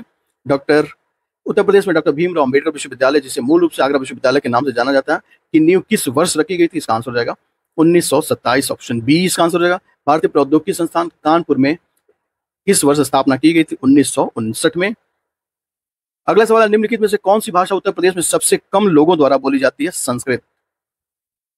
यूपी में शिक्षा के संदर्भ में बीएचयू का पूर्ण नाम क्या है? बहुत ही आसान सवाल है, बनारस हिंदू विश्वविद्यालय। कुछ सवाल ऐसे भी हैं जिसको देख के आपको हंसी भी आती होगी। बहरहाल अगला सवाल देख लेते हैं। भातखंडे संगीत संस्थान विश्वविद्यालय उत्तर प्रदेश में कहां पर अवस्थित है? यह है लखनऊ में, जिसकी स्थापना 1926 में हुई थी। ये देख लीजिए, जगत गुरु राम भद्राचार्य विकलांग विश्वविद्यालय दुनिया में अपनी तरह का पहला विश्वविद्यालय उत्तर प्रदेश में कहां पर अवस्थित है? यह है चित्रकूट में। कुछ और भी इंपॉर्टेंट संस्थान है जो कि लखनऊ में अवस्थित है, इन्हें भी देख लीजिए। पहला Ayurveda research centre, central drug research centre, भारतीय नाटक अकादमी, उत्तर प्रदेश संगीत नाटक अकादमी, राज्य ललित कला अकादमी, भातखंडे संगीत संस्थान, मोतीलाल नेहरू बाल संग्रहालय, उत्तर प्रदेश भाषा संस्थान, साथ में राजीव गांधी स्नातकोत्तर आयुर्वेद विज्ञान संस्थान और एपीजे अब्दुल कलाम प्राविधिक विश्वविद्यालय, सब के सब ये इंस्टीट्यूट लखनऊ में है। अगला सवाल है, भारत कला भवन कहां पर स्थित है? यह है बनारस में, जिसकी स्थापना 1920 में हुई थी। केंद्रीय पक्षी अनुसंधान संस्थान CARI उत्तर प्रदेश के किस शहर में है? आंसर हो जाएगा बरेली। केंद्रीय पक्षी अनुसंधान संस्थान उत्तर प्रदेश के बरेली के पास इज्जत नगर में स्थित है। कुक्कुट विज्ञान से संबंधित विविध विषयों पर शोध होता है। इसकी स्थापना 1979 में हुई थी। औद्योगिक अविशालुता विज्ञान केंद्र कहां पर है? यह है लखनऊ में। और भी कुछ संस्थान है जिसे देख लीजिए, जैसे कि राष्ट्रीय चीनी अनुसंधान संस्थान, ये कानपुर में। भारतीय दाल अनुसंधान संस्थान, ये भी कानपुर में। भारतीय गन्ना अनुसंधान संस्थान, ये लखनऊ में है। भारतीय सब्जी अनुसंधान संस्थान वाराणसी में। केंद्रीय पक्षी अनुसंधान संस्थान, ये है इज्जतनगर बरेली में। केंद्रीय औषधि अनुसंधान संस्थान, ये लखनऊ में है। केंद्रीय चर्म अनुसंधान संस्थान, ये कानपुर में। ऐसे ही केंद्रीय अंतःस्थलीय मत्स्यिकी अनुसंधान संस्थान, ये प्रयागराज में है। राष्ट्रीय उद्यमिता व लघु व्यवसाय विकास संस्थान, ये नोएडा में अवस्थित है। अगला सवाल है, बनारस हिंदू विश्वविद्यालय की स्थापना निम्नलिखित में से किसने की थी? बहुत ही आसान सवाल है, मदन मोहन मालवीय ने। 1916 में इसकी स्थापना की गई थी। बीएचयू के शहर में, इससे भी आसान सवाल, वाराणसी। कुछ ऐसे सवाल भी हैं जिसे स्किप किया जा रहा है क्योंकि आपकी परीक्षा के लिए सवाल इंपॉर्टेंट नहीं है या आपकी परीक्षा के लिए इररेलेवेंट है। बहरहाल अगला सवाल है, कौन सा उत्तर प्रदेश में विश्वविद्यालय नहीं है? आपके ऑप्शंस हैं, बुंदेलखंड विश्वविद्यालय, यह उत्तर प्रदेश में अवस्थित है। चौधरी चरण सिंह विश्वविद्यालय, ये भी उत्तर प्रदेश में है। और गौतम बुद्ध विश्वविद्यालय, नाम से सारे स्पष्ट हैं, सबके सब उत्तर प्रदेश में अवस्थित हैं। वहीं बरकतुल्लाह विश्वविद्यालय, ये भोपाल में अवस्थित है, जिसकी स्थापना 1970 में की गई थी। आंसर क्या हो जाएगा? उत्तर प्रदेश में बरकतुल्लाह विश्वविद्यालय नहीं है। अगला सवाल, उत्तर प्रदेश में ललित कला अकादमी, नेशनल एकेडमी ऑफ आर्ट का क्षेत्रीय केंद्र कहां पर है? ये लखनऊ में है। कानपुर में स्थित कृषि व प्रौद्योगिकी विश्वविद्यालय का नाम किस स्वतंत्रता सेनानी के नाम पर रखा गया? चंद्रशेखर आजाद। निम्नलिखित में से किस शहर में सेंट्रल फुटवियर ट्रेनिंग इंस्टीट्यूट स्थापित है? तो ये है आगरा में। और भी कुछ इंस्टीट्यूट है, इन्हें भी देख लीजिए। केंद्रीय गन्ना अनुसंधान संस्थान, ये कोयम्बटूर में है। राष्ट्रीय समुद्र विज्ञान संस्थान, ये पणजी में है। केंद्रीय वन अनुसंधान संस्थान, ये देहरादून में। केंद्रीय औषधि अनुसंधान संस्थान, ये लखनऊ में है। अखिल भारतीय अनुसंधान संस्थान, ये नई दिल्ली में है। भारतीय मौसम वेधशाला संस्थान पुणे में। कॉलेज ऑफ मिलिट्री इंजीनियरिंग, ये पुणे में है। केंद्रीय तिब्बती शिक्षण संस्थान, ये वाराणसी में है। और ये सवाल जरूर पूछा जाता है या अक्सर पूछे जाने वाले सवाल है, केंद्रीय तिब्बती शिक्षण संस्थान, ये वाराणसी में अवस्थित है। अगला सवाल, उत्तर प्रदेश में विकलांग व्यक्तियों के लिए विश्वविद्यालय कहां पर स्थापित किया गया है? ये चित्रकूट में। इसके बारे में कुछ डिटेल है, इन्हें भी देख लीजिए। उत्तर प्रदेश में विकलांग व्यक्तियों के लिए चित्रकूट में विश्वविद्यालय स्थापित किया गया। इसकी स्थापना 2001 में सदगुरु रामभद्राचार्य द्वारा की गई थी। इसे जगत गुरु रामभद्राचार्य विकलांग शिक्षण संस्थान के नाम से संचालित किया जा रहा है। कानपुर में भारतीय प्रौद्योगिकी संस्थान और छत्रपति साहू जी महाराज विश्वविद्यालय है। वहीं अगर लखनऊ की बात करें, वहाँ बाबा साहब भीमराव अम्बेडकर विश्वविद्यालय के साथ साथ लखनऊ विश्वविद्यालय अवस्थित है। इसमें और भी कुछ खास नहीं है। उत्तर प्रदेश में किस स्थान पर भारतीय शर्करा तकनीकी स्थान स्थित है? तो यह है कानपुर में। सो ये थे टोटल 122 क्वेश्चन जो कि इस चैप्टर से रिलेटेड थे। अब आज हम लोग राजनीतिक व प्रशासनिक व्यवस्था वाले सवालों को देखेंगे। ये आपके परीक्षा के लिहाज से काफी इंपॉर्टेंट होता है। अक्सर इससे 2-3 सवाल जरूर पूछे जाते हैं। तो पहला सवाल हम लोग देखेंगे जो कि यूपीपीएससी स्टाफ नर्स आयुर्वेदा में आया था। पहला सवाल है, इसमें निम्नलिखित में से कौन सा युग्म सही सुमेलित नहीं है? देखिए, ये 2023 का सवाल है और ये एक अच्छा सवाल है, इसे देख लेना चाहिए। भूमि अर्जन पुनर्वास व पुनर्व्यवस्था अधिनियम, ये 2013, ये स्टेटमेंट करेक्ट है क्योंकि भूमि अर्जन व पुनर्व्यवस्थापन अधिनियम ये 2013 में बना था। अगला है उत्तर प्रदेश उद्यान खेल के मैदान व खुले स्थान परिरक्षण व विनियमन अधिनियम। ये नया सवाल था, तो इस प्रकार के सवाल को आपको जरूर ध्यान रखना चाहिए क्योंकि सवाल अक्सर रिपीट होते हैं। तो इसकी स्थापना 1975 में हुई थी। जनहित गारंटी अधिनियम ये लिखा है 2004, जो कि इनकरेक्ट है, ये 2013 में शुरू की गई थी, 2013 राइट। अगला जो स्टेटमेंट है वो है रियल एस्टेट विनियमन व विकास अधिनियम, ये 2016 में इसकी स्थापना कराई गई थी। सवाल पूछ रहा है कौन सा सुमेलित नहीं है, तो जनहित गारंटी अधिनियम या 2004 दिया गया है, जो कि इनकरेक्ट है, ये 2013 में इसकी स्थापना कराई गई थी। तो आंसर क्या हो जाएगा, option C right. Uttar Pradesh के उच्च सदन को क्या कहा जाता है, बहुत ही सामान्य और आसान क्वेश्चन है, ये होता है विधान परिषद। किसी भी स्टेट लेजिस्लेटिव के ऊपरी सदन को विधान परिषद ही कहा जाता है, तो इसलिए इसका आंसर क्या हो जाएगा, विधान परिषद। और निचले सदन को विधान सभा कहा जाता है उत्तर प्रदेश के। यहाँ से डिटेल है, अगर देखना चाहें तो यहाँ पे देख सकते हैं। उत्तर प्रदेश के अपर सदन को या अपर हाउस को विधान परिषद कहा जाता है। यह एक अस्थायी सदन होता है। साथ में यह भी जान लेना है कि इसका कार्यकाल 6 वर्ष का होता है। और अनुच्छेद 169 में भारत की संसद किसी राज्य में विधान परिषद बनाना या समाप्त करना अनुच्छेद 169 के अंतर्गत वर्णित है, या इसके अंतर्गत डिस्क्रिप्शन है कि किस प्रकार से विधान परिषद को हटाया या बनाया जा सकता है। ये आर्टिकल इंपॉर्टेंट होता है। अक्सर सवाल पूछे जाते हैं कि विधान परिषद का बनना या हटना किस अनुच्छेद के अंतर्गत आता है, तो इसका आंसर हो जाएगा 169। इसके लिए राज्य विधानमंडल को विशेष बहुमत से पारित करना होता है और इस आधार पर राज्य में विधान परिषद का गठन किया जा सकता है। अगला सवाल है उत्तर प्रदेश विधानसभा के प्रथम अध्यक्ष कौन थे, इसका आंसर हो जाएगा राजर्षि पुरुषोत्तम दास टंडन। इसके पहले अध्यक्ष थे, विधानसभा के पहले अध्यक्ष कौन थे, तो पुरुषोत्तम दास टंडन। ये होगा आपका आंसर ऑप्शन सी। अगला सवाल देख लीजिए। अगला सवाल है उत्तर प्रदेश के पहले मुख्यमंत्री कौन थे, इसका आंसर हो जाएगा गोविंद बल्लभ पंत, ऑप्शन सी इसका आंसर हो जाएगा। अगला सवाल है इनमें से किस राज्य में 2014 लोकसभा में सर्वाधिक सीटें थी, आंसर हो जाएगा उत्तर प्रदेश। और हमेशा से ही उत्तर प्रदेश में लोकसभा की सीटें सबसे ज्यादा हैं। अगला सवाल है उत्तर प्रदेश लोक सेवा आयोग के व्यय को किस पर भारित करता है, आंसर हो जाएगा भारत की संचित निधि पर। इसके बारे में कुछ डिटेल ऐसे भी देख लेना चाहिए। भारतीय संविधान के भाग 14 में अनुच्छेद 315 से लेकर 323 तक संघ लोक सेवा आयोग तथा राज्य लोक सेवा आयोग के संरचना, उसके सदस्यों की नियुक्ति, निष्कासन व आयोग के शक्तियों आदि का प्रावधान किया गया है। इसके साथ ही अनुच्छेद 322 में यह प्रावधान किया गया कि संघ व राज्य लोक सेवा आयोग के खर्च, जिसमें आयोग के सदस्यों व कर्मचारियों को उनके संबंध में कोई देय वेतन हो, भत्ते हो और पेंशन आदि शामिल है, ये भारत की संचित निधि पर भारित होगा। बहुत बार इसमें कंफ्यूजन रहता है कि राज्य लोक सेवा आयोग है तो ये इसका व्यय राज्य की संचित निधि पर भारित होगा, जो कि इनकरेक्ट है। इसको ध्यान रखना चाहिए। इसका आंसर क्या होगा, हर राज्य की लोक सेवा आयोग के सदस्यों का जो व्यय है वो भारत की संचित निधि पर भारित होता है। आंसर हो जाएगा ऑप्शन ए। अगला सवाल है राज्य में उत्तर प्रदेश की कुल राज्यसभा में उत्तर प्रदेश की कुल कितनी सीटों की संख्या है, आंसर हो जाएगा 31, 31 होता है। सबसे कम समय के लिए उत्तर प्रदेश के मुख्यमंत्री के तौर पर किसे नियुक्त किया गया, चंद्रभानु गुप्ता। ये सारे करंट के सवाल हैं, इसे हमें स्किप कर देना चाहिए। अगला सवाल देख लेते हैं। उत्तर प्रदेश के प्रथम लोकायुक्त कौन था, आंसर हो जाएगा विशंबर दयाल। उत्तर प्रदेश के पहले मुख्यमंत्री कौन थे, आंसर हो जाएगा गोविंद बल्लभ पंत। जिला पंचायत के अध्यक्ष व उपाध्यक्ष का चुनाव कैसे होता है, तो ये गुप्त मतदान द्वारा होता है। अगला सवाल है उत्तर प्रदेश के गृह विभाग के पदग्राही मुख्य सचिव, ये भी करंट का सवाल है, इसे स्किप कर देना चाहिए। अगला सवाल है, ये भी करंट का सवाल है, इसे भी स्किप कर देंगे हम लोग। उत्तर प्रदेश अग्नि सेवा वर्तमान में किसके अधीन कार्य करती है, तो ये उत्तर प्रदेश पुलिस के अंतर्गत कार्य करती है। फायर डिपार्टमेंट के लिए पूछ रहा है कि फायर डिपार्टमेंट किसके अंतर्गत काम करता है, तो ये उत्तर प्रदेश पुलिस के अंतर्गत ये कार्य करता है। स्वतंत्र भारत में उत्तर प्रदेश के पहले पुलिस महानिरीक्षक कौन थे, जिन्हें तत्समय उत्तर पश्चिमी प्रांत और अवध के नाम से जाना जाता है, ये हो जाएगा BN लहड़ी।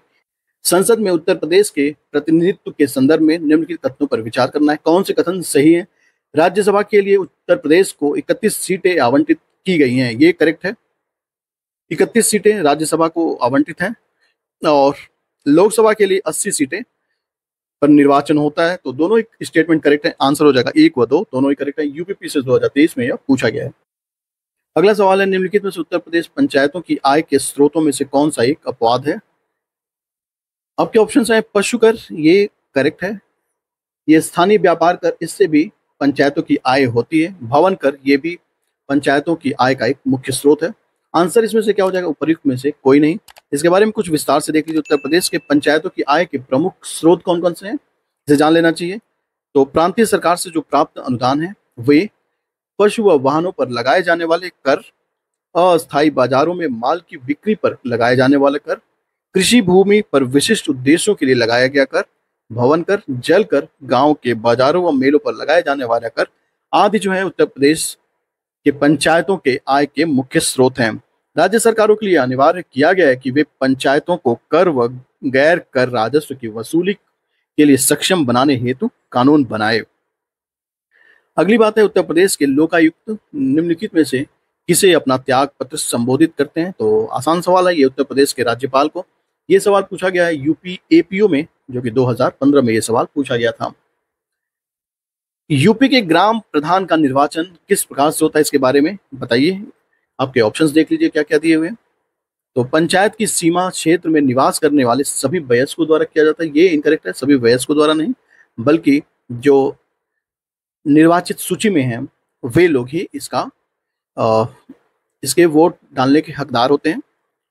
अगला है, पंचायत की सीमा क्षेत्र में निर्वाचन सूची, यही हम लोग बात कर रहे थे ऊपर, निर्वाचन सूची में सम्मिलित सभी निर्वाचकों द्वारा इसका चुनाव होता है। ऑप्शन बी ही इसका करेक्ट है। तीसरा पढ़ लेते हैं, ग्राम पंचायतों के सदस्यों द्वारा, ये भी इनकरेक्ट है।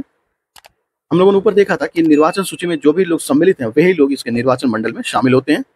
पंचायत की सीमा क्षेत्र के निर्वाचकों द्वारा, ये भी इनकरेक्ट है। आंसर क्या हो जाएगा? ओनली 2 इसका आंसर हो जाएगा। ये एपीओ 2006 में ये सवाल पूछा गया है। अगला सवाल है, नीचे उन व्यक्तियों की सूची दी गई है जिन्होंने उत्तर प्रदेश के मुख्यमंत्री पद का पदभार संभाला था। बताना है इसके सही क्रम में, इन्हें सेलेक्ट करना है। तो दिए गए ऑप्शन के हिसाब से सबसे पहले थे ये संपूर्णानंद, उसके बाद से ये चंद्रभानु गुप्ता, उसके बाद से हैं चरण सिंह और टीएन सिंह चौथे स्थान पर हैं। इसलिए इसका आंसर क्या हो जाएगा? Option D. 3, 4, 1 व 2 पीसीएस दे। आइए इनके कार्यकाल को देख लेते हैं। संपूर्णानंद जिनका कार्यकाल था 1954 से लेकर 1960 तक, चंद्रभानु गुप्ता का 1960 से 1963 तक, वहीं चरण सिंह का कार्यकाल था 67 से लेकर 68 तक, और टीएन सिंह का कार्यकाल था 1970 से लेकर 71 तक। पीएसी विद्रोह के समय उत्तर प्रदेश के मुख्यमंत्री कौन थे? तो ये कमलापति त्रिपाठी थे। अगला, यूपी को समय समय पर दिए गए नामों को संबंधित वर्षों के अनुसार उसे कूट से संबंधित करना है। कौन कौन सा करेक्ट होगा? जैसे कि उत्तर पश्चिमी प्रांत, यह नाम उत्तर प्रदेश का कब प्रचलित था? तो ये था 1877 में, 1836 में, ये हो जाएगा 1836 में। इसके बाद से आगरा व अवध प्रांत, ये 1877 था। संयुक्त प्रांत, ये 1937 में इसका नाम दिया गया, और उत्तर प्रदेश, ये 1950 से इसका नाम उत्तर प्रदेश है। आंसर क्या हो जाएगा? ऑप्शन सी, इसे आप मैच कर लेंगे। ये पीसीएस मेंस 2008 में ये सवाल पूछा गया है। अगला सवाल है,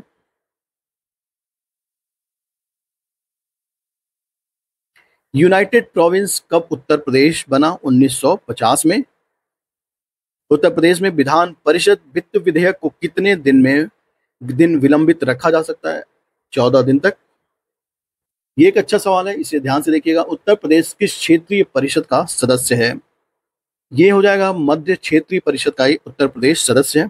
बाकी और भी क्षेत्रीय परिषदें हैं, इनके बारे में देख लीजिए। पूर्वी क्षेत्रीय परिषद, जिसके अंतर्गत बिहार, झारखंड, उड़ीसा, सिक्किम और पश्चिम बंगाल आता है। पूर्वी क्षेत्रीय परिषद नाम से आप थोड़ा सा आइडेंटिफाई कर पाएंगे। पूर्वी क्षेत्रीय परिषद में है बिहार, झारखंड, उड़ीसा, सिक्किम और पश्चिम बंगाल। पश्चिमी क्षेत्रीय परिषद के अंतर्गत आते हैं गोवा, गुजरात, महाराष्ट्र, दमन-दीव, दादर, नागर हवेली। ऐसे ही उत्तर क्षेत्रीय परिषद जिसके अंतर्गत चंडीगढ़, हरियाणा, हिमाचल प्रदेश, जम्मू कश्मीर, लद्दाख और पंजाब के साथ साथ दिल्ली और राजस्थान उत्तर क्षेत्रीय परिषद के अंतर्गत ये राज्य आते हैं। अगला है दक्षिण क्षेत्रीय परिषद, जिसके अंतर्गत आंध्र प्रदेश, कर्नाटक, केरल, पुडुचेरी, तमिलनाडु, तेलंगाना आदि राज्य आते हैं। मध्य क्षेत्रीय परिषद के अंतर्गत छत्तीसगढ़, मध्य प्रदेश, उत्तर प्रदेश और उत्तराखंड मध्य क्षेत्रीय परिषद के अंतर्गत आते हैं। सवाल पूछा था कि उत्तर प्रदेश किस क्षेत्रीय परिषद के अंतर्गत आता है, आंसर हो जाएगा मध्य क्षेत्रीय परिषद। अगला सवाल है निम्नलिखित में से कौन सा भारत के उत्तरी क्षेत्रीय परिषद का सदस्य नहीं है, आंसर हो जाएगा उत्तर प्रदेश, क्योंकि उत्तर प्रदेश मध्य क्षेत्रीय परिषद का सदस्य अभी ऊपर हम लोगों ने देखा। इसे मैच करना है, बताना कौन सा सही सुमेलित नहीं है। तो आसान है, लखनऊ में छावनी परिषद स्थानीय निकाय का नाम है, कानपुर में नगर निगम है स्थानीय परिषद, और गाजियाबाद का जो स्थानीय निकाय है उसका नाम नगर पालिका नहीं बल्कि ये नगर निगम है, राइट। तो यहाँ से ये आप आइडेंटिफाई कर पाते हैं कि ये इनकरेक्ट है, बाकी सही के सब सही सुमेलित हैं। ये बीईओ एग्जाम 2006 में पूछा गया था, काकोरी या नगर पंचायत के अंतर्गत आता है। उत्तर प्रदेश के नगरों में महापौर का निर्वाचन किस प्रकार से होता है, आंसर हो जाएगा सीधे नगर के निर्वाचकों द्वारा। एक और सवाल देख लीजिए, निम्नलिखित नगरों में से किसमें नगर निगम नहीं है, ये हो जाएगा राय बरेली, ऑप्शन ए इसका आंसर हो जाएगा। अगला सवाल है उत्तर प्रदेश के नगरीय क्षेत्रों में स्थानीय शासन इकाइयां कौन कौन सी हैं, तो इसमें उत्तर प्रदेश में नगर पंचायत है, नगर पालिका परिषद है और साथ में नगर निगम है। विकास प्राधिकरण उत्तर प्रदेश के स्थानीय शासी इकाइयां नहीं है, आंसर हो जाएगा ऑप्शन डी, 1, 2 और 4 इसके करेक्ट होंगे आंसर। अगला सवाल देख लीजिए, निम्नलिखित कथनों पर विचार करना है। भारत के कुछ राज्यों में दूसरा सदन नहीं है, ये स्टेटमेंट करेक्ट है। स्टेटमेंट करेक्ट क्यों है, क्योंकि भारत के कुल 6 राज्यों में विधान मंडल है, यानी वहां पर द्विसदनात्मक सदन की व्यवस्था है, एक विधान परिषद, दूसरा विधानसभा। तो ये टोटल 6 राज्य ऐसे हैं जहां पर विधान मंडल की व्यवस्था है, और उत्तर प्रदेश द्विसदनीय विधान मंडल है, राइट। तो दोनों ही कथन करेक्ट हैं, लेकिन उसका एक्सप्लेनेशन नहीं है। ये हेल्थ इंस्पेक्टर 2013 में यह सवाल पूछा गया है। सवाल है अब तक उत्तर प्रदेश में कुल कितनी महिलाएं मुख्यमंत्री पद पर रही हैं, आंसर हो जाएगा 2। 2 महिलाएं कौन कौन सी हैं, तो पहले हैं देश की पहली मुख्यमंत्री, महिला मुख्यमंत्री सुचिता कृपलानी। इवन ये उत्तर प्रदेश की नहीं बल्कि पूरे भारत की पहली महिला मुख्यमंत्री के तौर पर इनका नाम दर्ज है। ये 1963 से लेकर 1967 तक उत्तर प्रदेश के मुख्यमंत्री रही हैं। अब बात कर लेते हैं उत्तर प्रदेश में सुश्री मायावती, ये उत्तर प्रदेश की 4 बार मुख्यमंत्री रहने का इन्हें सौभाग्य प्राप्त है। सवाल पूछ रहा था कि उत्तर प्रदेश में टोटल कितनी महिला मुख्यमंत्री बनी हैं, तो आंसर हो जाएगा 2। अगला सवाल है किसी भारतीय राज्य की प्रथम महिला मुख्यमंत्री कौन थी, तो ये थी सुचिता कृपलानी।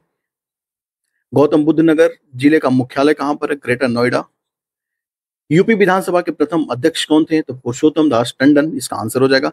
भारत के किस राज्य का लोकसभा व राज्यसभा प्रतिनिधित्व सर्वाधिक है, तो भारत के उत्तर प्रदेश राज्य का लोकसभा और राज्यसभा दोनों में ही सर्वाधिक प्रतिनिधित्व है। लोकसभा में 80 सीटें और राज्यसभा के लिए 31 सीटें आवंटित की गई हैं। ये उत्तर प्रदेश मेंस 2012 में पूछा गया था और बीईओ एग्जाम 2006 में ये सवाल पूछा गया है।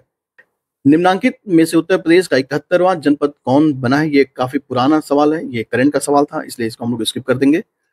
उत्तर प्रदेश के किस जिले में देश के प्रथम पुलिस संग्रहालय की स्थापना की गई, ये हो जाएगा गाजियाबाद। ये सवाल अच्छा है, इसे ध्यान रखना चाहिए। इसे मैच कर लीजिए, जनपद दिए गए एक साइड में और उसके मुख्यालय। तो गौतम बुद्ध नगर का मुख्यालय है नोएडा, और ज्योतिबा फुले का मुख्यालय है अमरोहा। संत कबीर नगर का मुख्यालय है खलीलाबाद, और सिद्धार्थ नगर का मुख्यालय है नौगढ़। आंसर हो जाएगा ऑप्शन सी, इसे आप मैच कर लेंगे। यहाँ पे अगर देखना चाहें तो यहाँ से भी देख सकते हैं। अगला सवाल है उत्तर प्रदेश के लोकायुक्त की पद धारण अवधि है 8 वर्ष, पहले इसकी अवधि थी 6 वर्ष। बहरहाल 2012 में इसकी अवधि बढ़ाकर 8 वर्ष कर दी गई है। उत्तर प्रदेश में लोक आयुक्त की नियुक्ति किसके द्वारा की जाती है, राज्यपाल के द्वारा। अगला सवाल है उत्तर प्रदेश में किसी नगर का मेयर, इसके बारे में आपको बताना है कौन कौन से कथन सही हैं। उत्तर प्रदेश के मेयर के बारे में पूछ रहा है, तो ये क्लियर है कि नगर का प्रथम नागरिक होता है, ये करेक्ट है।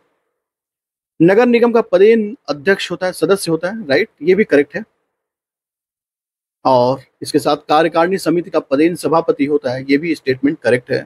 और कार्यपालक मशीनरी का पूर्ण नियंत्रण होता है, ये स्टेटमेंट इनकरेक्ट है। इसलिए इसका आंसर क्या हो जाएगा? ऑप्शन बी 1, 2, 3 करेक्ट है। दिए गए व्यक्तियों में से बताना है उत्तर प्रदेश के जो मुख्यमंत्री रहे हैं उनका क्रोनोलॉजिकल ऑर्डर में से फिट करना है। तो इसमें सबसे पहले है संपूर्णानंद, राइट, इनको देख लेंगे। संपूर्णानंद पहले स्थान पर है। उसके बाद से सुचिता कृपलानी ये आती हैं। उसके बाद से चरण सिंह ये आते हैं। उसके बाद से मणि त्रिपाठी, कमलापति त्रिपाठी ये हैं दूसरे स्थान पर। यानी इसका आंसर देख लेंगे कौन सा मैच करता है। ये हो जाएगा 3, 4, 1, 2, राइट। इनका कार्यकाल देख लीजिए। संपूर्णानंद ये 1954 से लेकर 1960 तक रहे हैं। क्रोनोलॉजिकल ऑर्डर से सवाल पूछे जाते हैं। पहली महिला मुख्यमंत्री सुचेता कृपलानी ये 1963 से लेकर 1967 तक रही हैं। चौधरी चरण सिंह ये 1967 से लेकर 1968 तक। और मुख्यमंत्री कमलापति त्रिपाठी ये 1971 से लेकर 1973 तक ये मुख्यमंत्री रहे हैं। तो क्रोनोलॉजिकल ऑर्डर में अगर हम लोग चेक करेंगे तो ऑप्शन क्या हो जाएगा? 3, 4, 1, 2, राइट। आपको बताने हैं जनपद है, उसके मुख्यालय दिए गए हैं, इसको मैच करना है। अंबेडकर नगर का मुख्यालय है अकबरपुर। कानपुर देहात का मुख्यालय है अकबरपुर माटी। और जालौन का है उरई। और सिद्धार्थ नगर का है नौगढ़। तो इसका आंसर आप मैच कर लेंगे। 3, 1, 4, 2 इसका आंसर हो जाएगा। इसे मैच कर लीजिए। जिला दिए गए हैं, उसके मुख्यालय दिए गए हैं। बताना कौन सा सही सुमेलित है। अमेठी का गौरीगंज ये करेक्ट है। और सोनभद्र का रॉबर्ट्सगंज ये भी करेक्ट है। कुशीनगर का पडरौना ये भी करेक्ट है। कौशाम्बी का वैशाली दिया गया है जो कि इनकरेक्ट है। पूछ रहा है कौन सा सही सुमेलित नहीं है, राइट। तो इसका आंसर हो जाएगा कौशाम्बी का वैशाली नहीं बल्कि इसका मंझनपुर होता है, इसलिए ये आंसर हो जाएगा ऑप्शन डी। अगला सवाल, उत्तर प्रदेश वित्त निगम का मुख्यालय कहाँ पर है? आंसर हो जाएगा कानपुर। इसकी स्थापना 1954 में हुई थी, ये ध्यान रख लेना चाहिए। उत्तर प्रदेश में मूल्य वर्धित कर कब लागू किया गया? आंसर हो जाएगा 1 जनवरी 2008 से। उत्तर प्रदेश आर्म कंस्टेबलरी एक्ट किस वर्ष पारित किया गया? आंसर हो जाएगा 1948 में। बाकी कुछ ऐसे भी सवाल हैं जो कि आपकी परीक्षा के लिए इंपॉर्टेंट नहीं है, ये करंट से रिलेटेड है या फिर इररिलेवेंट सवाल हैं। प्रशासनिक सुविधा की दृष्टि से उत्तर प्रदेश को कितने मंडल में बांटा गया? आंसर हो जाएगा 18 मंडल में बांटे गए। स्वतंत्रता के बाद उत्तर प्रदेश के पहले मुख्यमंत्री कौन थे? पंडित गोविंद बल्लभ पंत। भारत सरकार अधिनियम 1919 के तहत उत्तर प्रदेश राज्य सचिवालय द्वारा 1921 में कितने नए सचिव नियुक्त किए गए थे? ये आंसर हो जाएगा 6। उत्तर प्रदेश राजस्व कोर्ट निम्नलिखित में से किस वर्ष स्थापित किया गया था? 2006 में। अगला सवाल है, अखिल भारतीय सेवाओं के जनक के रूप में किसे जाना जाता है? सरदार वल्लभ भाई पटेल को। निम्नलिखित में से किस संगठन का नारा सर्वत्र सर्वोत्तम सुरक्षा है? राष्ट्रीय सुरक्षा गार्ड का। उत्तर प्रदेश का संवैधानिक प्रमुख कौन होता है? आसान सवाल है, राज्यपाल। अगला सवाल है, निम्नलिखित में से कौन सी भाषा उत्तर प्रदेश की दूसरी राज्य भाषा है? आंसर हो जाएगा उर्दू, जिसे 1989 में स्वीकार किया गया। उत्तर प्रदेश में लोकायुक्त भ्रष्टाचार विरोधी प्राधिकरण का पद कब सृजित किया गया? 1975 में। अगला सवाल है, संयुक्त प्रांत का नाम उत्तर प्रदेश में बदलने के बाद इसके प्रथम राज्यपाल कौन रहे हैं? आंसर हो जाएगा सर हरमसजी परोसा मोदी। संयुक्त प्रांत का नाम बदलकर जब उत्तर प्रदेश करने के बाद इस प्रांत के प्रथम राज्यपाल श्री हरमसजी परोसा मोदी थे। अगला सवाल, उत्तर प्रदेश के प्रथम लोकायुक्त कौन थे? आंसर हो जाएगा विशंभर दयाल। उत्तर प्रदेश लोक सेवा न्यायाधिकरण किस वर्ष स्थापित हुआ? 1976 में। एक सवाल और देख लीजिए, निम्नलिखित में से किसने उत्तर प्रदेश राज्य के राज्यपाल का पदभार कभी नहीं संभाला? ऑप्शन है आपके चंद्र भानु गुप्ता, HP मोदी, कन्हैया लाल मणिकलाल मुंशी और बुर्गला रामकृष्ण राव। ये अच्छा सवाल है, इसमें कंफ्यूजन हो सकता है। तो इसका आंसर क्या हो जाएगा? श्री चंद्र भानु गुप्ता। ये कभी भी उत्तर प्रदेश के राज्यपाल नहीं रहे हैं। बाकी जितने भी नाम आपने ऊपर देखे सब के सब उत्तर प्रदेश के राज्यपाल रहे हैं। उत्तर प्रदेश राज्य में उर्दू को द्वितीय राजभाषा कब स्वीकार किया गया? 1989 में। ये सवाल 3-4 बार पूछे गए हैं, इसलिए ये भी इंपॉर्टेंट है। उत्तर प्रदेश राज्य में निम्नलिखित में से लोकायुक्त का कार्यकाल सर्वाधिक किसका रहा है? न्यायमूर्ति NK मल्होत्रा।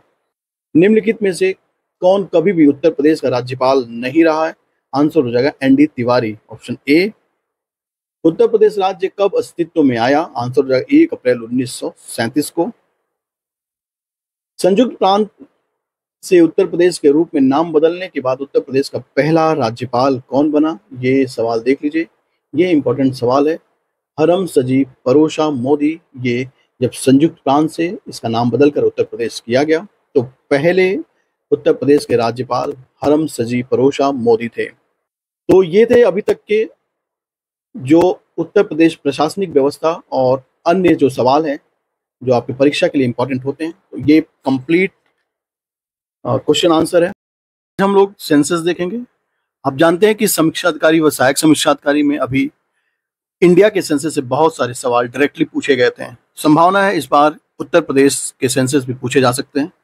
इसी क्रम में हम लोग पहला सवाल देखेंगे। उत्तर प्रदेश जनसंख्या नियंत्रण स्थिरीकरण तथा कल्याण बिल 2001 किस टाइम स्पैम के राज्य जनसंख्या नीति का एक भाग है? देखिए ये क्वेश्चन का फॉर्मेटिंग थोड़ा कम अच्छा है। इसके जगह पे ये होना चाहिए था कि उत्तर प्रदेश जनसंख्या नियंत्रण व स्थिरीकरण कल्याण बिल 2021 किस ईयर या किस दशक के लिए एप्लीकेबल है? तो इसका आंसर क्या हो जाएगा? 2021 से लेके 2030, राइट? ये ध्यान रखना है।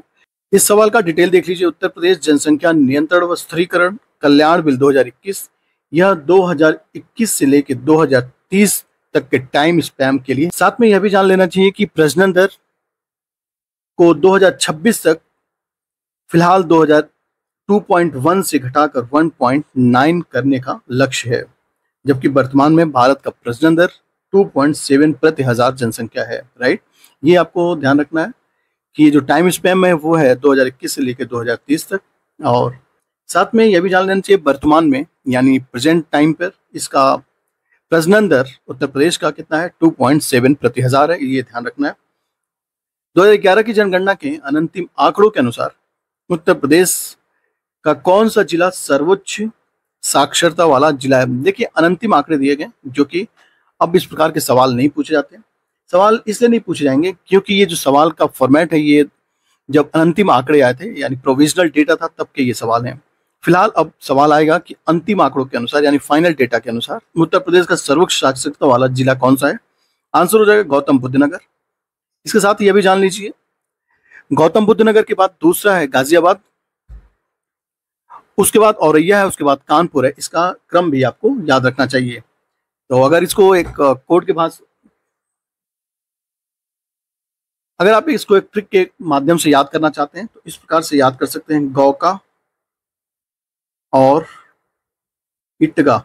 ऐसे याद करने का तरीका है कि गौ से है गौतम बुद्ध नगर, उसके बाद है कानपुर, औ से औरैया और ई से इटावा, राइट? तो ऐसे याद कर सकते हैं गौ का और इटगा, ये साक्षरता दर में इसी क्रम में है, राइट?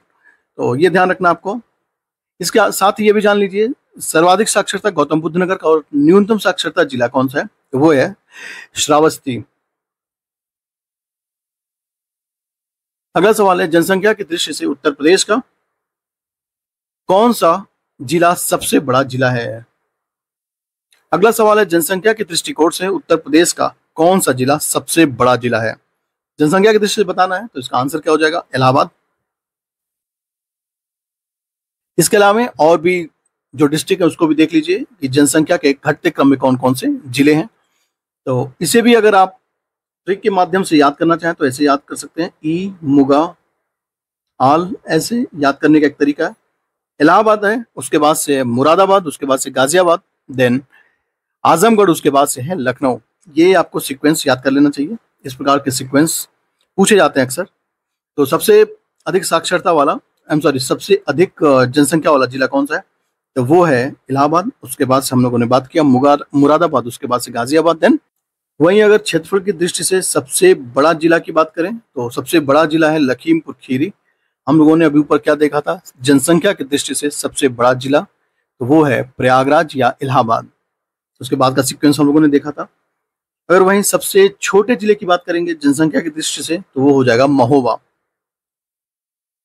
और क्षेत्रफल की दृष्टि से सबसे छोटा जिला कौन सा है? हापुड़। तो हम लोगों ने 4 फैक्ट देखे। सबसे पहला फैक्ट हम लोगों ने देखा जो कि सवाल पूछा था कि जनसंख्या की दृष्टि से सबसे बड़ा जिला कौन सा है? तो वो है इलाहाबाद। अगला हम लोगों ने देखा कि क्षेत्रफल की दृष्टि से सबसे बड़ा जिला कौन सा है, तो वो है लखीमपुर खीरी, राइट।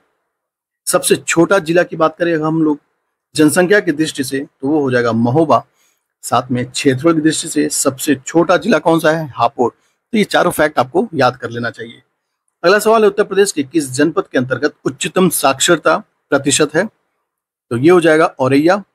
दिए गए ऑप्शन के हिसाब से औरैया है। अगर सीक्वेंस में बात करें सबसे अधिक कहां पर है, तो वो है गौतम बुद्ध नगर, उसके बाद से कानपुर, देन औरैया है। तो ये आपको सीक्वेंस भी याद रखना चाहिए। जनगणना 2011 के अनुसार उत्तर प्रदेश की कुल साक्षरता 67.72% है, ठीक है। पुरुष साक्षरता है 77.30, वहीं महिला साक्षरता 57.20% है।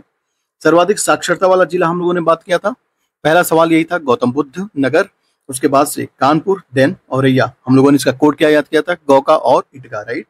ऐसे भी याद कर सकते हैं आप। और सबसे कम साक्षरता वाला जिला है श्रावस्ती, बहराइच और बलरामपुर, ये ध्यान रख लीजिएगा आप। अगला सवाल हम लोग देखेंगे 2011 की जनगणना के अनुसार निम्नलिखित में से उत्तर प्रदेश के किस जिले का जनघनत्व सबसे ज्यादा है। सवाल पूछ रहा है डेंसिटी का, कि डेंसिटी सबसे ज्यादा कहां पर है। डेंसिटी सबसे ज्यादा है गाजियाबाद में, उसके बाद से आता है वाराणसी, उसके बाद से है लखनऊ, उसके बाद से भदोई या संत रविदास नगर, उसके बाद से आता है कानपुर नगर, राइट। तो ये हमें याद रखना है कि सबसे ज्यादा जनघनत्व कहां पर है, तो वो है गाजियाबाद। अगर इसको एक कोड के माध्यम से याद करना चाहें तो आप ऐसे समझ लीजिए, जहां पर सबसे ज्यादा गंवार लोग होते हैं वहां पर डेंसिटी ज्यादा होती है। एक सामान्य सा याद करने का तरीका बता रहा हूँ, बाकी ऐसा कोई हार्ड एंड फास्ट रूल नहीं है। तो ऐसे हम याद कर सकते हैं, गवाल, भका, ऐसे हम याद कर सकते हैं। घर से गाजियाबाद है, वहां से वाराणसी, उसके बाद लखनऊ, देन भदोई और उसके बाद से कानपुर नगर। ये याद करने का तरीका है, याद कर सकते हैं। अगला सवाल है भारत के 4 अति जनसंख्या वाले राज्य कौन कौन से हैं। तो राज्य के बारे में पूछ रहा है, तो सबसे अधिक जनसंख्या वाला राज्य है उत्तर प्रदेश, देन महाराष्ट्र है, उसके बाद से बिहार, देन पश्चिम बंगाल है। सामान्य सा सवाल है, इसमें कुछ खास नहीं है। उत्तर प्रदेश जनसंख्या नीति का किस वर्ष तक महिलाओं में कुल प्रजनन दर कम करके 1.9 करने का लक्ष्य रखा गया है।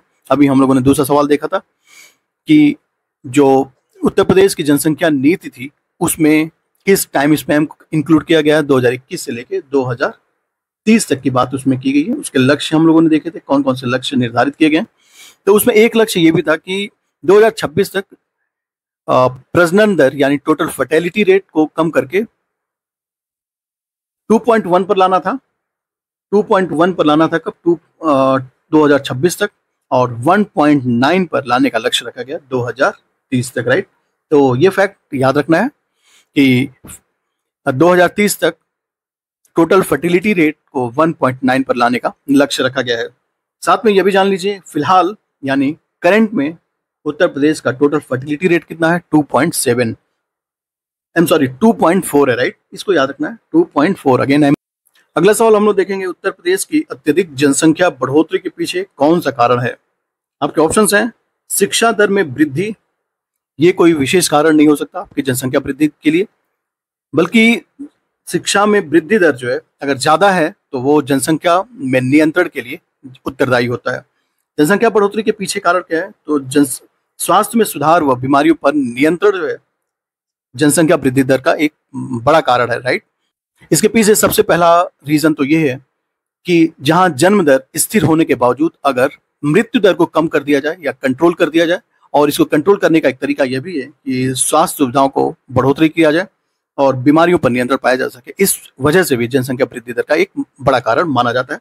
तो इसका इस ऑप्शन के हिसाब से सबसे सुटेबल आंसर क्या हो जाएगा, स्वास्थ्य में सुधार व बीमारियों पर नियंत्रण, ये एक बड़ा कारण है। तो आंसर हो जाएगा ऑप्शन बी, इसका आंसर हो जाएगा। कृषि में सुधार ये डायरेक्टली जो है जनसंख्या वृद्धि दर के लिए किसी प्रकार से उत्तरदायित्व तो नहीं है, ठीक है।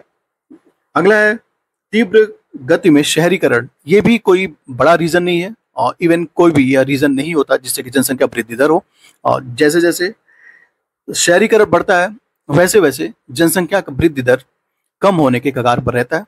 तो आप इसका आंसर सबसे ज्यादा सुटेबल क्या हो जाएगा, ऑप्शन बी, स्वास्थ्य में सुधार व बीमारियों पर नियंत्रण एक बड़ा कारण है जनसंख्या वृद्धि दर का, राइट। इसके बारे में कुछ डिटेल दिए गए, अगर आपको देखना चाहें तो यहाँ से देख सकते हैं।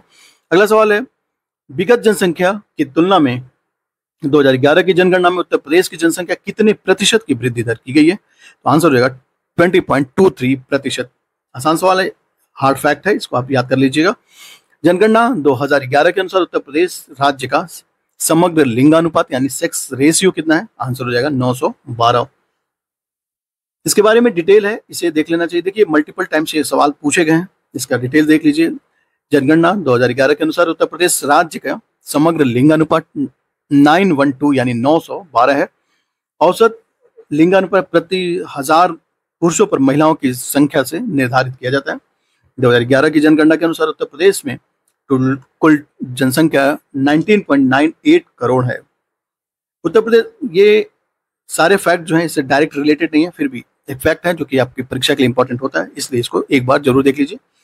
टोटल साक्षरता है 67.68%, इसमें पुरुषों की साक्षरता है 77.28% और महिला साक्षरता है 57.18%। अगला सवाल, उत्तर प्रदेश में निम्नलिखित नगरों पर विचार कीजिए और जनसंख्या के आधार पर उन्हें अवरोही क्रम में आपको व्यवस्थित करना है। तो सबसे ज्यादा जनसंख्या कहां पर है ऑप्शन के हिसाब से? तो हो जाएगा कानपुर, उसके बाद से लखनऊ, देन आ जाता है गाजियाबाद, उसके बाद से आगरा। तो हम लोगों ने क्या देखा, सबसे दिए गए ऑप्शन के हिसाब से सबसे पहले स्थान पर है कानपुर, देन आ जाता है आपका लखनऊ, उसके बाद से है गाजियाबाद, देन आता है ये आगरा, राइट। तो ऐसे आप देख सकते हैं, इसको आंसर क्या हो जाएगा? ऑप्शन सी इसका आंसर हो जाएगा।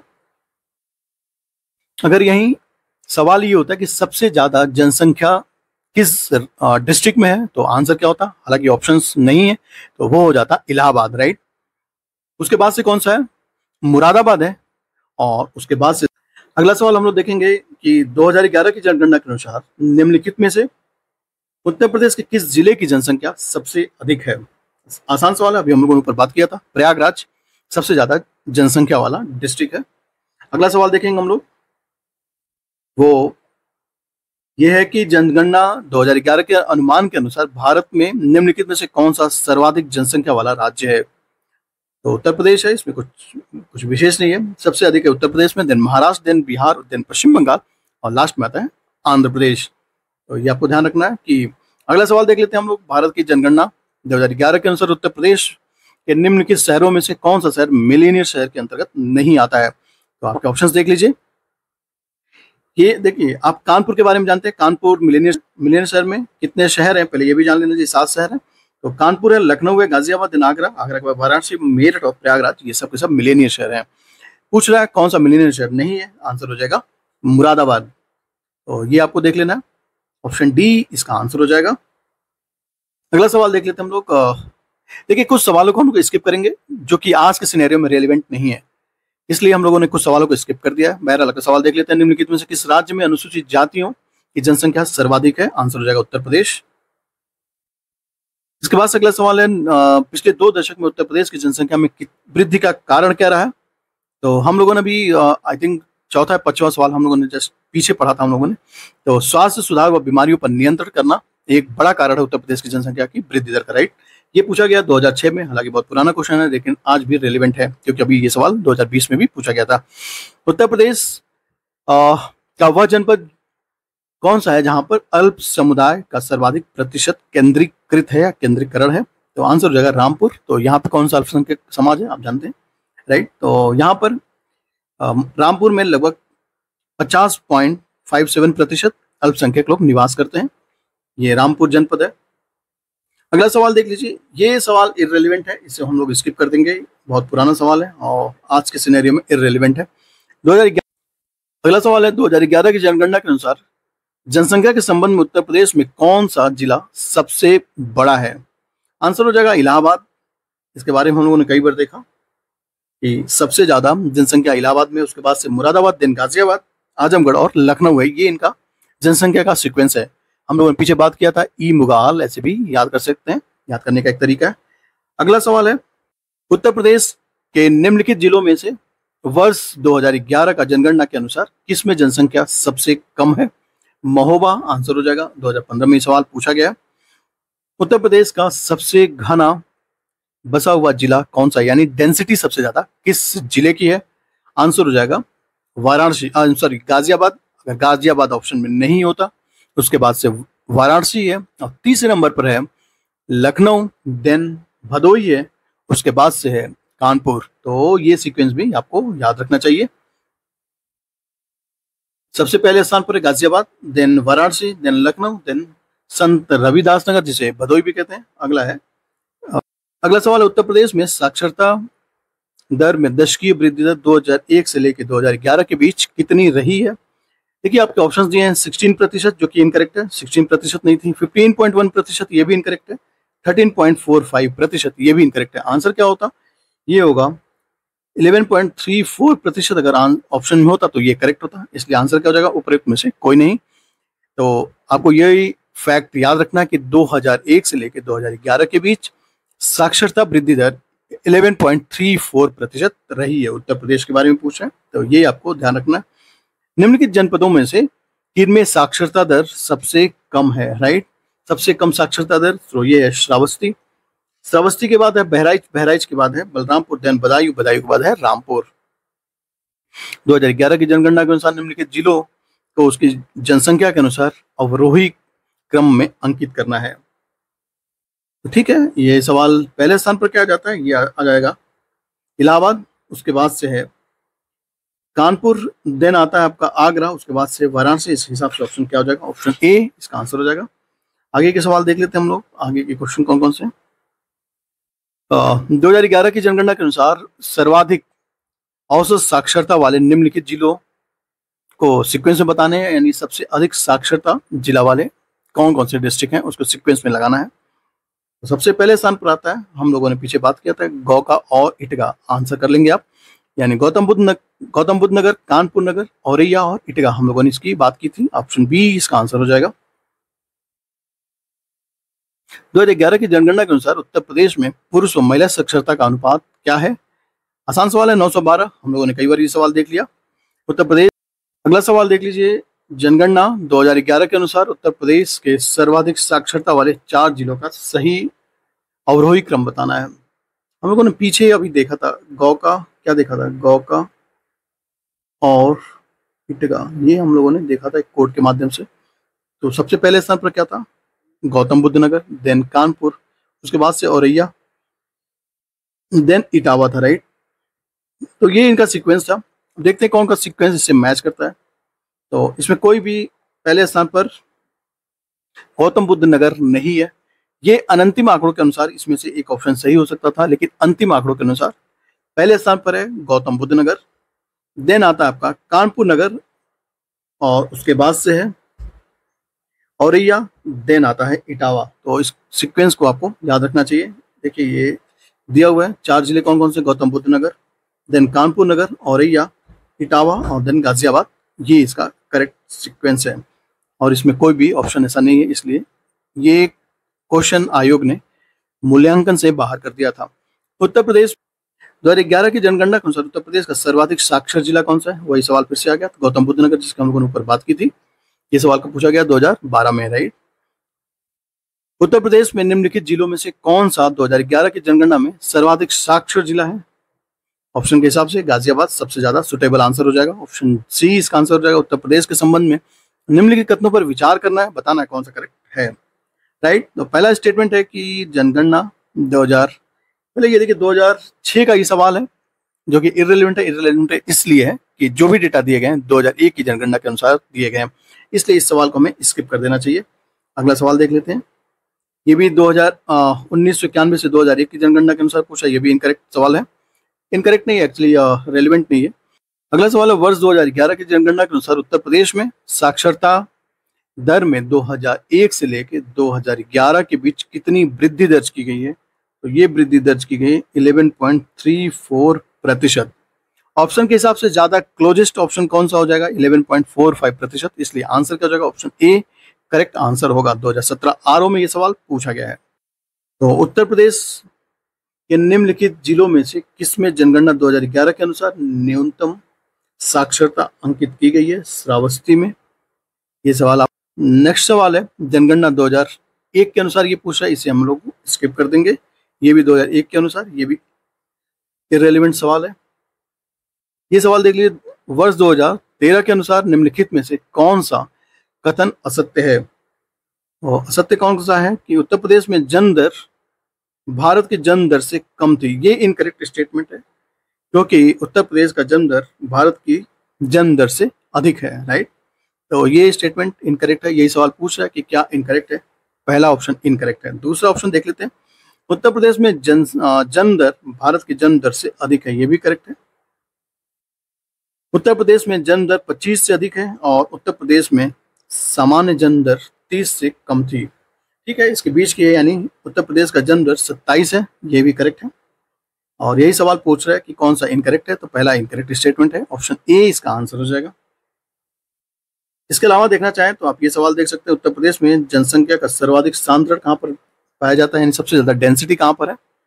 हम लोगों ने देखा था सर्वाधिक डेंसिटी कहाँ पर है। तो ऊपर के तीनों नहीं दिए गए हैं, चौथे ऑप्शन को दिया गया है। जैसे सबसे पहले स्थान पर है ये गाजियाबाद, और उसके बाद से है वाराणसी, उसके बाद से है भदोई, देन आता है कानपुर जनपद। तो चौथे नंबर का ऑप्शन दिया गया, इसलिए ये सवाल थोड़ा कठिन हो सकता था। आंसर बहरहाल इसका क्या हो जाएगा, कानपुर जनपद, राइट। सबसे ज्यादा डेंसिटी कहाँ पर है, कानपुर जनपद में। और ऊपर के तीन हम लोगों ने देखा था, सबसे पहले स्थान पर है गाजियाबाद, देन वाराणसी, देन और लखनऊ, राइट। तो उसके बाद से कानपुर जनपद आता है, तो आंसर हो जाएगा कानपुर जनपद। अगला सवाल हम लोग देखेंगे, उत्तर प्रदेश में लिंग अनुपात का विभेद सर्वाधिक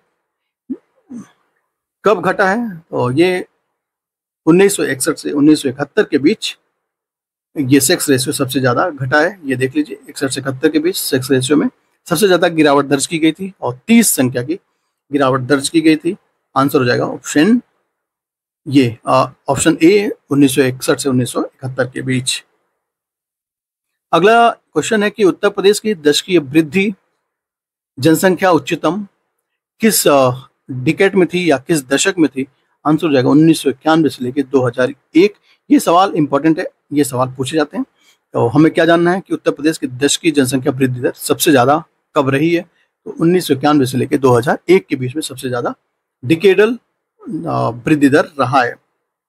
उत्तर प्रदेश में नगरीय जनसंख्या उच्चतम वृद्धि दर कब दर्ज की गई है। तो ये भी 1991 से लेकर 2001 के बीच में सबसे ज्यादा नगरीय जनसंख्या में वृद्धि दर दर्ज की गई है। तो वो डिकेड कौन सा था, तो 1991 से लेकर 2001 के बीच। अगला सवाल है, 2011 की जनगणना के अनुसार उत्तर प्रदेश में महिला आबादी कुल आबादी का लगभग कितने प्रतिशत है। तो ये है 48%। जनगणना 2011 के अनुसार उत्तर प्रदेश राज्य की कुल जनसंख्या में ग्राम जनसंख्या प्रतिशत कितना है। परसेंटेज समझ लीजिए, थोड़ा क्लिष्ट हिंदी है। ये है परसेंटेज पूछ रहा है कि उत्तर प्रदेश राज्य की जनसंख्या में टोटल ग्रामीण जनसंख्या का प्रतिशत कितना है। आंसर हो जाएगा 77.7%।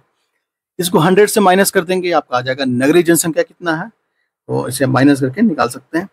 अगला सवाल है, उत्तर प्रदेश की कुल आबादी का भारत की आबादी का कितने प्रतिशत है। आंसर हो जाएगा 16.4%। उत्तर प्रदेश की जनसंख्या है पूरे भारत की।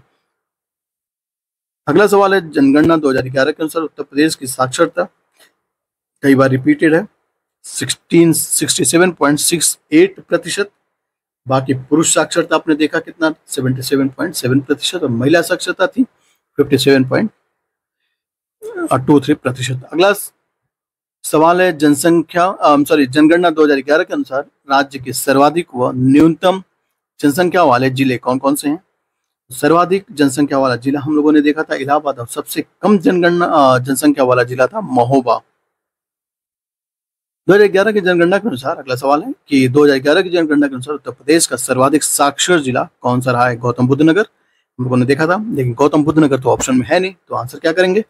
उसके बाद से जो सेकंड मोस्ट अप्रोप्रिएट होगा तो कानपुर नगर है, तो आंसर क्या हो जाएगा कानपुर नगर। लेकिन सर्वाधिक साक्षरता दर कहाँ पर है, तो वो है गौतम बुद्ध नगर में। उसके बाद से हम लोगों ने पीछे बात किया था गौका और इटगा, यानी गौतम बुद्ध नगर, कानपुर नगर, और का मतलब औरैया, और उसके बाद से इटावा, ये याद रखना है।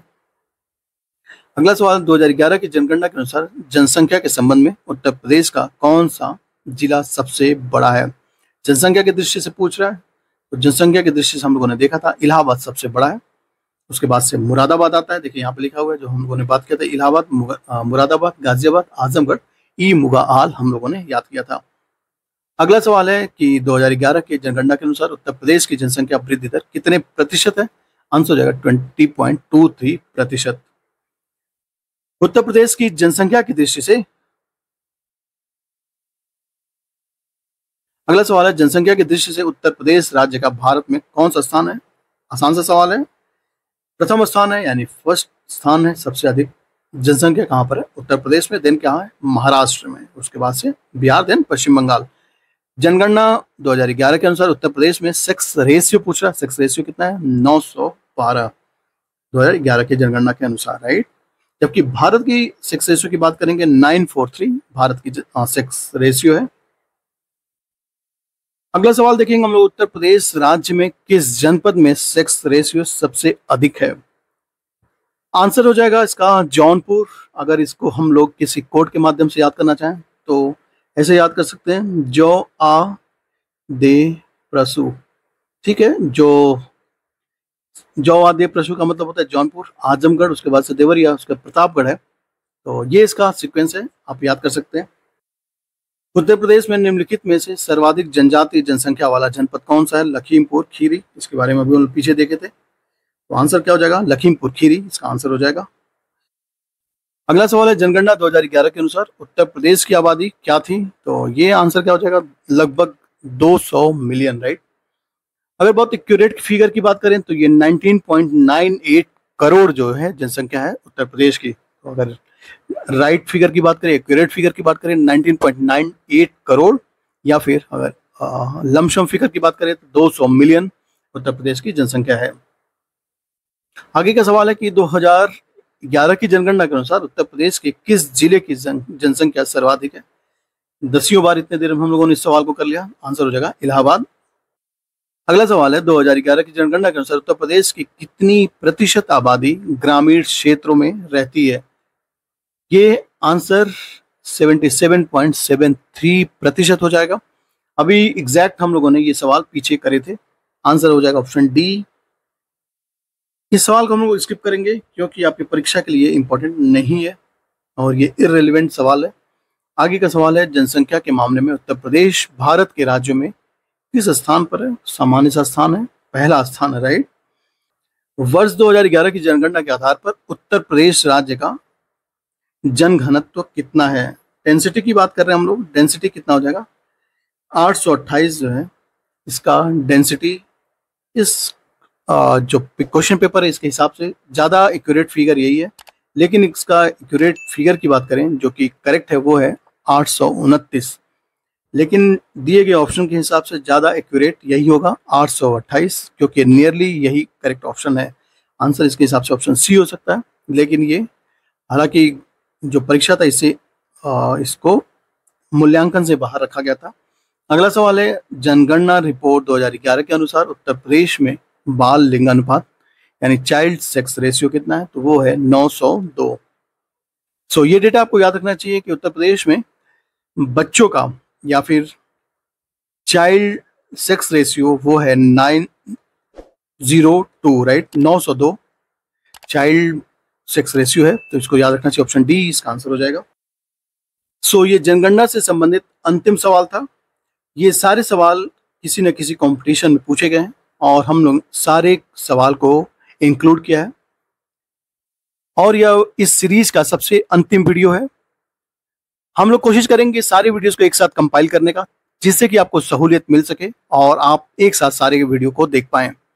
सो आज के लिए बस इतना ही है, हमें आपकी प्रतिक्रियाओं का इंतजार रहता है। So thanks for watching, thank you very much.